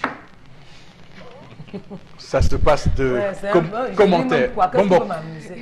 Effectivement, le ciel du Cameroun s'est obscurci. Et là, nous atteignons le fond, pratiquement. Nous atteignons le fond. Je vous ai dit tout à l'heure que nous avons nos enfants, filles comme garçons, ils sont dans cette orientation-là. Nous vous disent que oui, c'est l'heure du temps, l'homosexualité, c'est l'heure du temps. Mais on lui dit, mais quand un chien couche une femme, c'est ça l'heure du temps. Et il dit oui, mais puisque les enfants parlent, il faut en parler. Et bon, il y a quand même en psychologie une technique, une tactique qui est prise ici. On dit, le nom du cours du chapitre en question, c'est les comportements. Ils ne disent pas néfastes tout de suite, ils disent les comportements émergents néfastes. Ça veut dire qu'ils mettent d'abord un mot positif devant un terme négatif. Vous savez, lorsqu'on met un terme positif devant un terme négatif, il a complètement le... C'est là où, oui, tout à fait, c'est là où je voulais en venir, effectivement, pour vous dire comment on prépare la mentalité des enfants à accepter cela. Donc, nous sommes morts et justement, c'est des lobbies homosexuels et qui ont mauvaise orientation, les autres qui sont dans la zoophilie, ils préparent progressivement les enfants à cela et c'est très grave. Justement, quand on parle du contenu de l'éducation, ils nous ont bernés en restant dans l'approche philosophique. Approche par compétence, c'est-à-dire que l'élève sera enseigné sur son environnement immédiat. Son environnement immédiat. Mais où est l'histoire de l'enfant là-dedans? D'accord. L'environnement immédiat. Okay. L'enfant doit savoir où est-ce qu'il est parti, où est-ce qu'il est, où il vient, où va. Alors, et à quoi servira donc l'école au Cameroun pour créer ces modèles? Ok, bon, admettons que derrière ça, il y a une philosophie d'enseigner les enfants. Alors, ils disent les pratiques sexuelles déviantes. Bon, on est d'accord. Ils ont cité ce qu'ils ont cité. Pourquoi il n'y a pas pédophilie là? Voilà. Grosse question. Elle n'est pas déviante? Voilà une question, elle n'est pas déviante? Non. Oh, merci, monsieur. Non, Mais justement, parce que, parce que nous sommes orientés par ce qui se passe à l'Élysée. Quand on vous dit qu'une fillette de 15 ans peut avoir des rapports sexuels consentantes, on commence à préparer l'enfant en classe de 5e.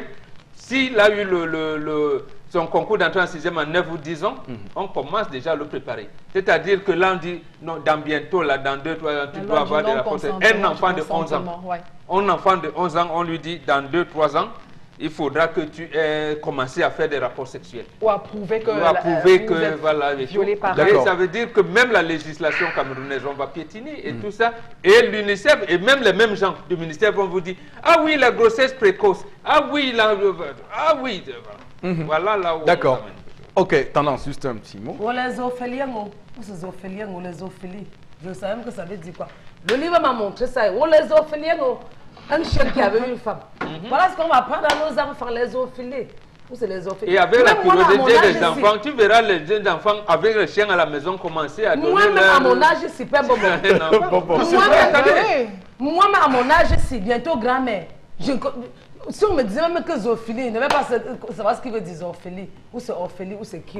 Mais le livre m'a montré, les parents vont s'élever pour ça. Monsieur Eric Fopoussi, nous sommes dans une république exemplaire, que les parents se constituent en collectif et vont rencontrer le Premier ministre de la République, vont rencontrer le SGPM, M. Séraphin Magloire Fouda, qui rencontrent tous et qu'on appelle à la démission de ceux qui ont travaillé sur ce type de produit. Qu'ils démissionnent, que ces livres ne soient pas achetés. Parce que j'ai la réaction du marché, monsieur il y a, quand monsieur Adama, Ngan Amarois, il dit « je suis enseignant, mais ça me fait mal qu'on m'oblige d'enseigner le cunilinguisme, la zoophilie, la fellation aux enfants. Ma conscience n'est pas tranquille quand je vois qu'on fonce tout droit. Donc, vous voyez que ça affecte. Il faut également que les enseignants s'offusquent contre cette... Alors, on a deux autres sujets, puisqu'on a vraiment de gros contraintes commerciales. On a vraiment de grandes contraintes, des grosses contraintes commerciales. On va juste prendre le sujet rapidement. Oui, la dernière information, elle est en politique. Le plus, notamment avec le SDF, déjà l'opposition s'engage à empêcher Elekam a nommé donc les membres du RDPC comme président des bureaux et centres de vote. Vous savez, on est en présidentielle pour cette année 2018 et puis les revendications continuent. Voilà donc une autre, en tout cas, l'opposition continue de s'armer et puis demande à continuer dans cette quête et à empêcher justement qu'Elekam fasse ce type de nomination qui pouvait être un frein à la transparence pour l'élection prochaine, Eric Fopoussi. D'accord. Donc l'opposition qui se lance, on a vu le SDF prendre le flambeau de l'opposition pour dénoncer les irrégularités qui se posaient avec les votes dans les casernes militaires et les chefferies traditionnelles et encore les apôtres de la bien-pensance républicaine du Cameroun nous avaient dit « taisez-vous ». Les casernes militaires sont des lieux publics et ouverts au public. Voilà, bref, bon, Bengal. Non, l'autre chose importante, c'est que le candidat de PUS vient se joindre à cette coalition-là. Tout à fait. Et on voudrait que les autres se joignent parce que sur le plan factuel, ça va montrer que, en fait, l'opposition veut une élection libre et transparente. Mais de veiller sur les camps parce que le candidat de PUS a prononcé un mot, une expression qui me semble très appropriée. Il dit « je vais enquêter » pour voir, parce qu'il faudrait empêcher par tous les moyens Elekam à nommer les militants du RDPC comme président de bureaux et de centres de vote. C'est ça maintenant, parce que là, sinon, on n'en pourra plus. Ok, d'accord. Merci beaucoup Florazé pour cette revue des réseaux sociaux. Ça a été un vrai plaisir d'informer les Camerounais, d'éduquer les masses qui ont tant besoin de médias pour pouvoir donc être cette force de réserve et de mobilisation pour que ce pays ne descende pas définitivement dans les abîmes. On va tout de suite, madame, messieurs, aller retrouver nos contraintes commerciales, mais l'émission se poursuit puisque on aura interpellation dans un court instant. À tout de suite donc. Masters professionnels, industriels, commerce et gestion en partenariat avec l'Université de Tchang. C'est la rentrée. Souriez, soyez motivés. Effectuez vos achats de 10 000 francs CFA minimum chez nos partenaires. Du 20 août au 19 septembre à Yaoundé et du 16 août au 19 septembre à Douala, participez au tirage au sort et tentez de gagner les lots juniors et les lots étudiants. Le principe est simple. Récupérez votre reçu de caisse, inscrivez au verso la classe de votre enfant plus votre numéro de téléphone et déposez votre reçu dans l'urne que vous trouverez dans le point de vente. Shopping List, your marketplace.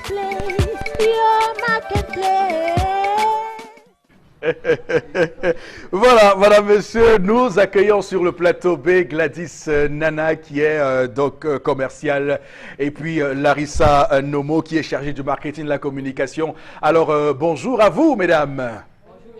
Bonjour, monsieur. Alors, qu'est-ce que Shopping List? Shopping, c'est un site de vente en ligne qui met en relation les acheteurs et les vendeurs. Alors, il est question pour Shopping List. Dans Shopping List,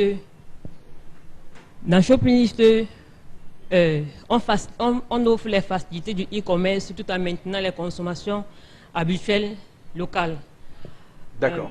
D'accord. Et quelle est la particularité de Shopping List? La particularité de Shopping List, il offre aux consommateurs les possibilités de gagner en termes de temps et des négociations. Il est question pour les consommateurs qui entrent dans le site. Ils font les achats selon leurs besoins. Quand ils cliquent sur un article, il y a le prix du vendeur et ses différents numéros de contact. Alors, s'il est intéressé par un article, il peut appeler directement le vendeur pour passer commande. Ou alors se rendre dans la boutique du vendeur et effectuer ses achats. D'accord. Alors, quelles sont les actions menées pour vous faire connaître? Les actions de communication sont diverses, monsieur Eric. Donc, actuellement, nous sommes en pleine campagne de communication Shopping List rentrée scolaire. Nous menons des actions de street marketing, notamment avec les descentes sur le terrain de nos commerciaux, comme avec mademoiselle Gladys Nana. Nous rencontrons de nouveaux partenaires pour leur expliquer le concept, leur expliquer les avantages qu'ils vont en tirer à souscrire sur notre page, à ouvrir des boutiques sur notre page, leur accès qu'ils vont donner aux boutiques par les différents clients. Également, nous menons des campagnes dans les aéroports de la ville de Yaoundé et de Douala, les campagnes d'affichage. Également dans la ville de Douala, les affichages grand format pour se faire connaître le produit Shopping List à travers nos partenaires et également les clients. D'accord. Et donc, en cette période de rentrée scolaire, quelles sont les actions que vous menez pour accompagner vos partenaires? Nous organisons la campagne rentrée scolaire Shopping List. Cette campagne nous permet de nous faire connaître. Également, de faire connaître notre produit Shopping List aux différents partenaires et clients. Nous mettons plusieurs actions en marche. Nous avons, par exemple, les campagnes d'affichage. Nous avons affiché dans 2 grands carrefours, le marché central, également au carrefour Bonamou Sadi, lycée, en face du lycée. Également, nous avons plusieurs partenaires qui nous accompagnent. Librairie EcoBook, la librairie Papeterie, Nono, la librairie du Savoir et Kias. Également, une maison de couture pour la confection de nos tenues qui offre 80% de réduction aux parents pour toute confection de tenues chez eux. Également, nous avons mis sur pied une action très importante, un jeu concours. Le principe est simple. Vous effectuez les achats chez nos partenaires que je viens de citer. Vous retirez votre ticket de caisse, vous inscrivez la classe de votre enfant plus le numéro de téléphone et vous le déposez dans le point de vente. Le tirage au sort aura lieu le 14 septembre sur le plateau d'Equinox TV. Notons bien, le prix à gagner, c'est 20 sacs complets pour les gagnants. 20 sacs complets adaptés à la classe de votre enfant. Gladys Nana et Larissa Nomo. C'est la rentrée. Souriez, soyez motivés. Effectuez vos achats de 10 000 francs CFA minimum chez nos partenaires. Du 20 août au 19 septembre à Yaoundé et du 16 août au 19 septembre à Douala, participez au tirage au sort et tentez de gagner les lots juniors et les lots étudiants. Le principe est simple. Récupérez votre reçu de caisse, inscrivez au verso la classe de votre enfant plus votre numéro de téléphone et déposez votre reçu dans l'urne que vous trouverez dans le point de vente. Shopping List, your marketplace.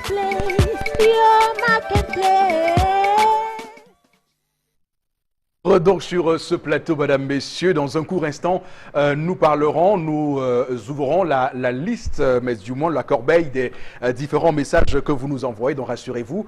Mais avant, voici la suite de l'émission. Masters professionnels, industriels, commerce et gestion en partenariat avec l'Université de Tchang et l'École nationale supérieure polytechnique de Yaoundé. Entrée sur études de dossier. UC, un pôle d'excellence en Afrique. Et donc pour en parler, M. Nguena Fitzgerald nous retrouve, il est le coordinateur Polytech Nancy pour l'Institut universitaire de la Côte. Bonjour. Bonjour Eric et bonjour les spectateurs de Zenith sur Equinox. Alors, pouvez-vous faire une présentation globale de la formation Polytech Nancy hébergée au sein de l'Institut universitaire de la Côte? Alors, nous sommes en partenariat depuis 5 ans avec l'école d'ingénieurs Polytech de Nancy, située en France. Et le cursus se déroule sur 2 ans au Cameroun. Et une fois que nos étudiants ont fini leurs 2 ans au Cameroun, ils peuvent aller continuer le cursus à Nancy, à l'étranger. Donc, les spécialités au fait en général, c'est l'énergie, c'est de la mécanique, c'est de la maintenance industrielle et c'est de l'automatisme aussi. D'accord. Alors, cette année, le réseau Polytech de France a signé un partenariat avec l'Institut universitaire de la Côte. Quelles sont les nouveautés apportées à ce nouveau partenariat? Oui, tout à fait. Depuis septembre 2018, nous avons de nouveaux partenariats. En plus de Polytech Nancy, les étudiants qui finissent leur 2e année chez nous à l'IUC peuvent continuer dans les écoles telles que Polytech Paris Sud, Polytech Orléans, Polytech Nice, en plus de Polytech Nancy. Et ils ont un choix de filières beaucoup plus large en termes d'orientation professionnelle. Donc, ils peuvent faire de l'informatique, du génie de l'eau, génie de l'industriel, automatisme, système embarqué, mécatronique, électronique. Bref, ça leur ouvre une large porte en termes de possibilités et d'orientation professionnelle plus tard. Et toutes ces études toutes ces écoles sont des écoles du réseau Polytech de France. D'accord, M. Nguena. Alors, à qui s'adresse cette formation? Quels sont les profils d'étudiants recherchés? Alors, nous recherchons en principe des étudiants qui ont eu leur bac cette année, donc bac scientifique, bac C, D, E, F, et puis des bacs anglophones aussi, GC, Advanced Level, Option Science, avec de bons grades aussi. Donc, nous les accueillons et nous leur demandons de venir s'inscrire à Polytech Nancy. D'accord.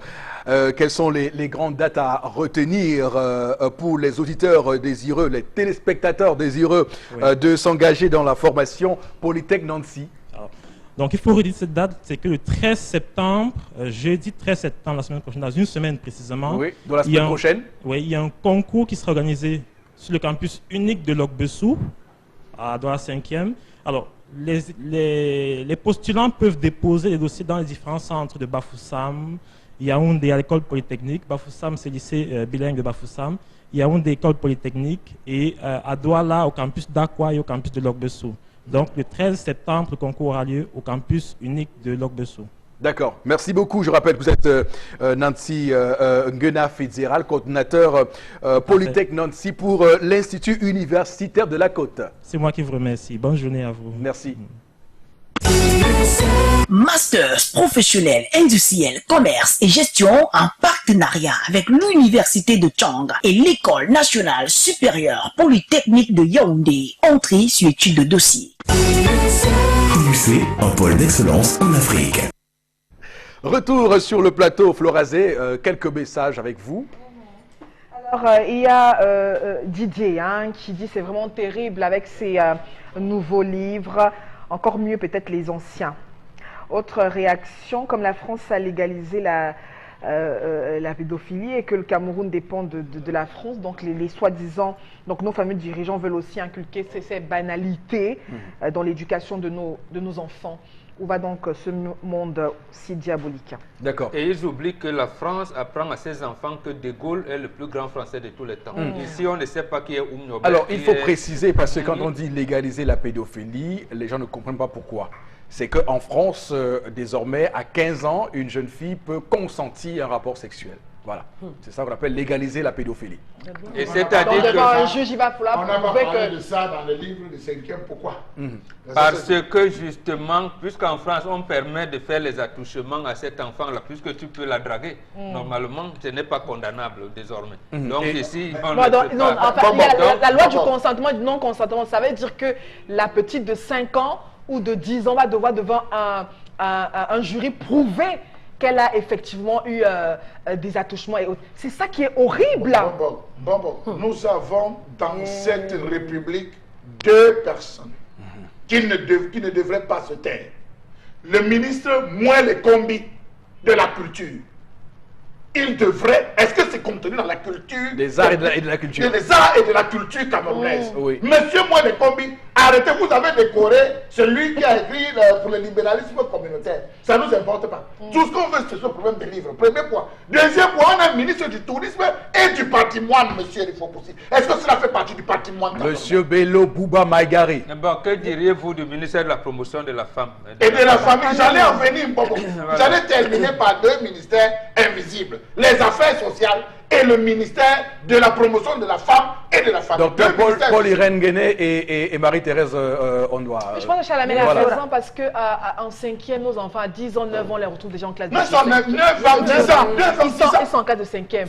C'est opportun de définir, de dire à l'enfant ce que c'est qu'une fellation. Au lieu de dire à un enfant qu'il ne faut pas qu'on te touche, au lieu de parler de la pédophilie, c'est voilà les actes qui... Floré, tu viens de parler un mot qui me touchait, mamie, où tu as parlé de les toucher ou les coups. Au lieu qu'on touche mon enfant, mais on me touche, Eric. L'enfant connaît quoi? Au lieu de toucher mon enfant. Non, ils disent que c'est le modernisme.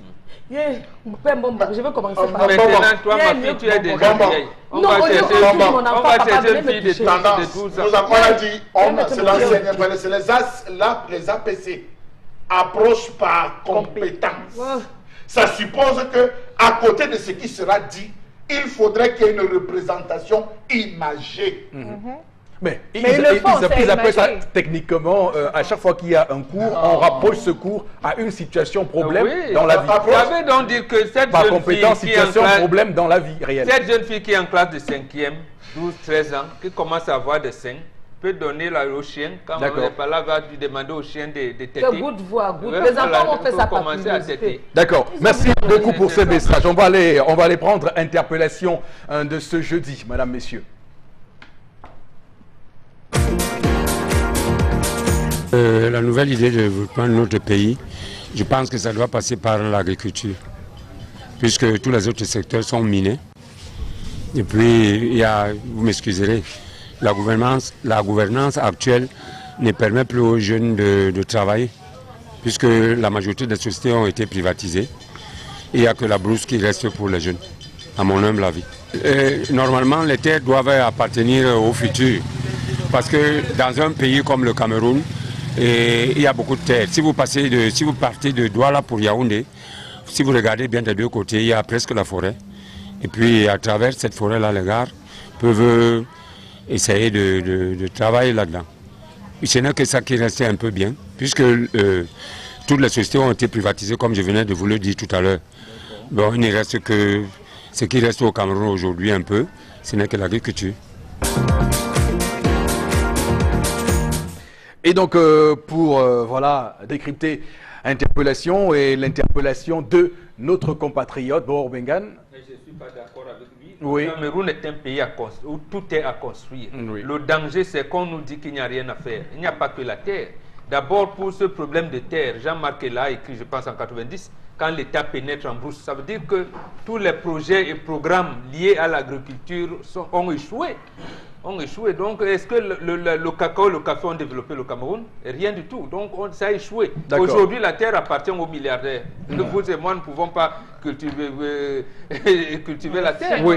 Monsieur, il faut aussi juste en ajout à ce que Mbamboka dit. Je veux dire que dans le Dia, nos dirigeants viennent de donner 100 000 hectares aux Thaïlandais et qui travaillent depuis. Ils n'ont même pas réussi à associer les populations ressortissantes du Dia. Ils sont venus avec la main-d'œuvre de la Thaïlande pour faire le riz et développer des cultures qui sont embarquées, qui seront embarquées pour la Thaïlande.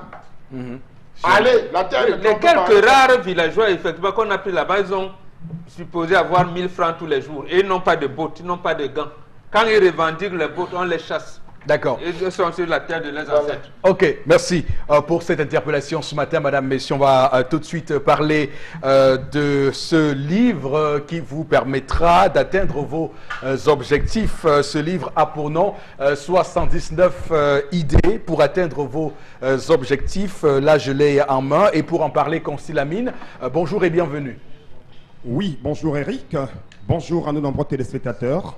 Le concept Salaka, une fois de plus, vous montre à quel point on est tellement sollicité et montre à quel point nous sommes un concept crédible, un concept qui éduque et qui apporte bien sûr des connaissances claires aux téléspectateurs. Et ce matin, je viens avec une nouveauté. C'est un livre, mais alors un livre pas comme les autres.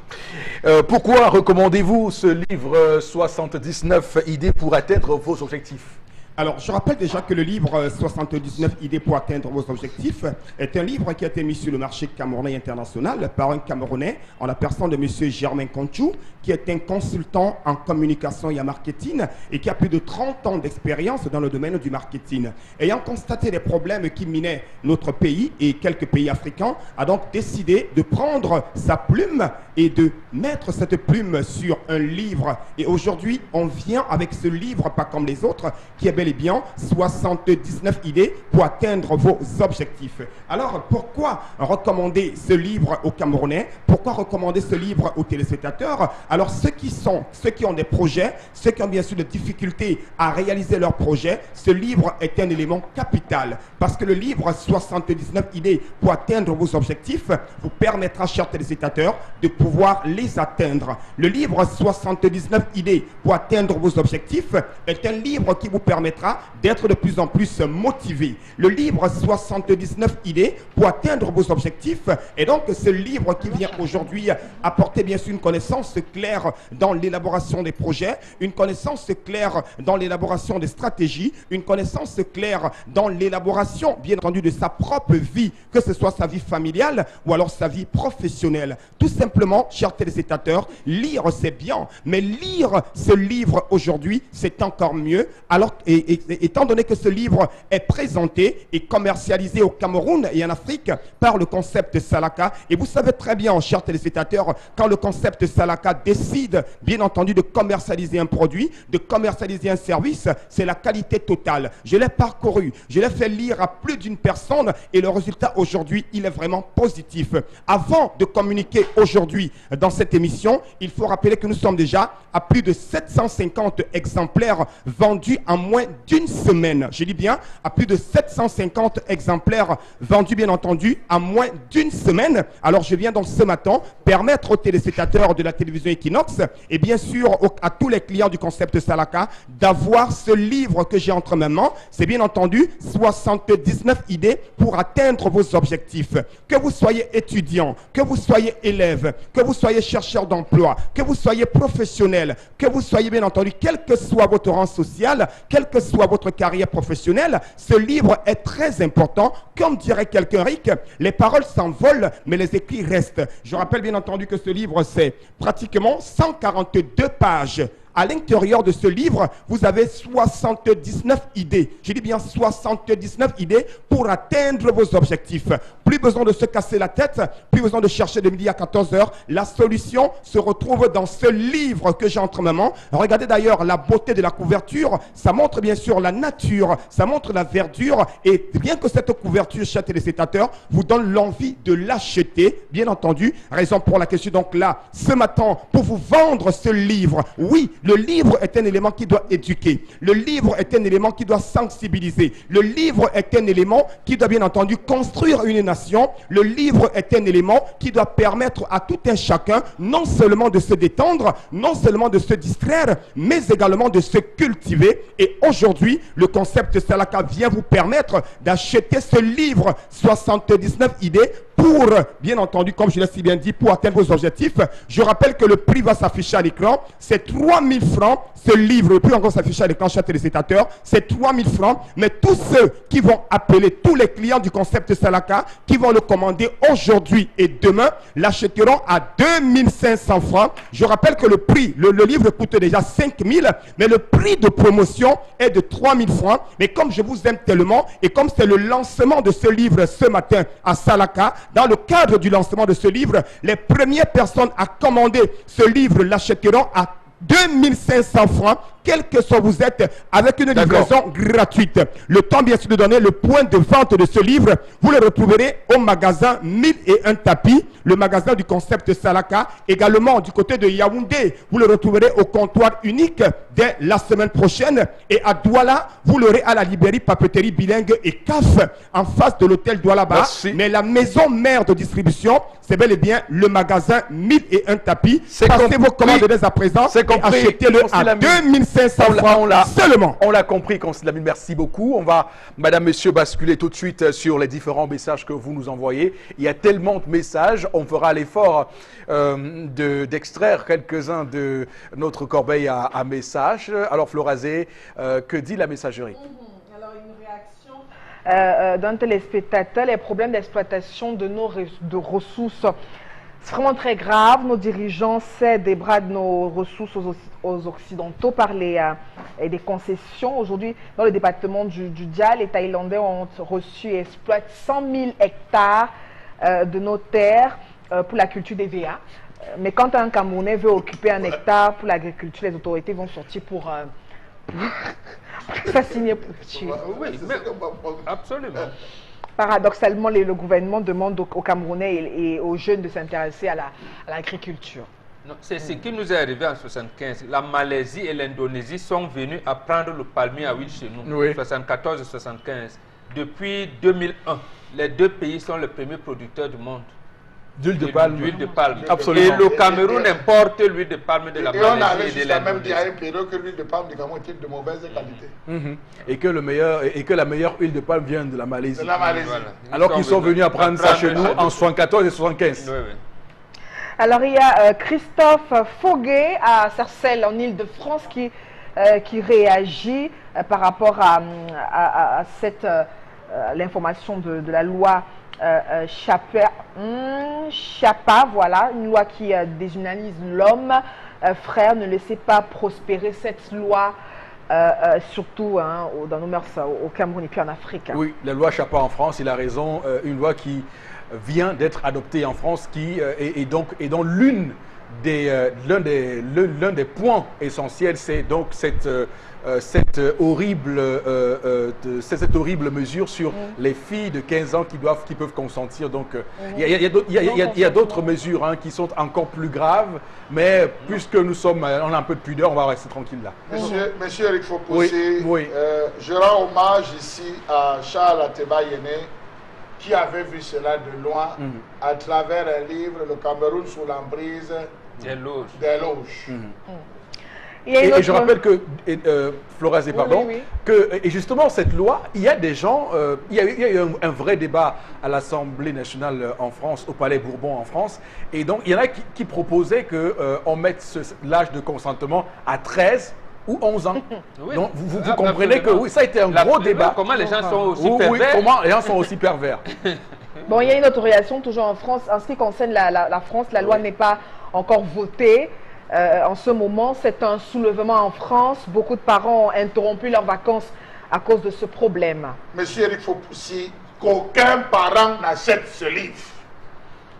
Qu'aucun parent n'achète le livre. L'excellence de science. L'excellence de science. Ce n'est pas celui que je tiens ici à main, il n'a rien à voir. L'excellence de science. Mais demain, on l'aura. N'achète ce livre. On l'a commandé et demain, on l'aura. Qu'un collectif de parents se constitue, que les libraires se constituent et vont rencontrer le ministre, le premier ministre, le ministre de l'éducation de base et de l'éducation secondaire pour leur dire qu'on n'est pas d'accord avec cela. Que les cris s'élèvent pour dire trop c'est trop au Cameroun. Très bien. On a besoin d'avoir une éducation de qualité. Oui, Laurent. Donc je sors d'ici, je vais en libérer chercher ce livre. Je vous confie. Savez-vous que le Cameroun est l'un des pays au monde dont les forêts possèdent l'essence du bois que l'on fabrique les billets de banque, dollars, livres sterling, euros, francs CFA, dirhams et entre autres. Bien sûr. Mais que faisons-nous avec une telle richesse donnée par la nature? Parce que nos dirigeants savent que ces blancs fabriquent justement ces billets avec notre bois une fois chez eux. Oui, non, ils le savent, ils ont leur rétrocommission. Ils le savent très bien. Et ce qui est intéressant, c'est que, et Charles Abel, qu'on ne fasse pas croire aux Camerounais qu'on ne peut pas avoir l'école, la santé, les transports urbains publics, infrastructures, gratuitement au Cameroun. On peut. On n'a pas besoin d'aller demander à la Chine, au FMI, à la Banque mondiale. Avec notre sous-sol, on est capable de financer Prenons ces seulement le pétrole. La mère patrie nous a interdit de raffiner notre pétrole. Oui. Qu'on dit lourd. Effectivement, le pétrole lourd permet donc d'avoir du goudron. Si on raffine, ces produits raffinés nous permettent de bitumer nos routes. Vendre le pétrole, l'essence, le gaz et bitumer nos routes. C'est-à-dire que on ne jette rien dans le pétrole. D'accord, absolument. Absolument rien. Mais on veut nous faire croire que non, vraiment. Et dans ce pays, avec des dirigeants différents de ceux qu'on a actuellement, on pourrait avoir des routes beaucoup plus moins chères que ce qu'on a maintenant et beaucoup plus solides que ce qu'on a maintenant. Parce que si, Charles Abel, je vous donne un marché parce que vous êtes mon collègue ou mon ami ou mon grand frère, vous imaginez que vous allez surfacturer et me faire un marché au rabais. Alors si à travers les offres qu'on me propose, je choisis quelqu'un qui me propose une bonne offre, même si je ne le connais pas, même si après il va être forcé à m'offrir une rétrocommission, ce pays avancerait. Alors il y a M. Kana Abedi qui dit qu'il était à Yabassi. Et c'est vrai, à Yabassi, notre forêt peut quitter, forêt à un désert, au moins 50 billes de bois sortent par jour, c'est terrible. Si vous faites un tour au marché pour acheter une planche, on vous dit 5 000 francs. Où va? Allez vous placer au carrefour Bonnet-Poupa. Au carrefour Bonnet-Poupa, ou allez vous placer au carrefour 14. Peut-être à 14. Vous allez voir. D'accord. Vous allez voir ce qui sort de là-bas. Je dis, placez-moi deux endroits là, vous verrez. D'accord. Merci beaucoup, Florazé. Merci à tous pour vos différentes réactions. On va s'arrêter là pour aujourd'hui. Rediffusion de l'émission à minuit, temps universel, 1h, heure du Cameroun. Nous sommes de retour demain. Que Dieu bénisse le Cameroun.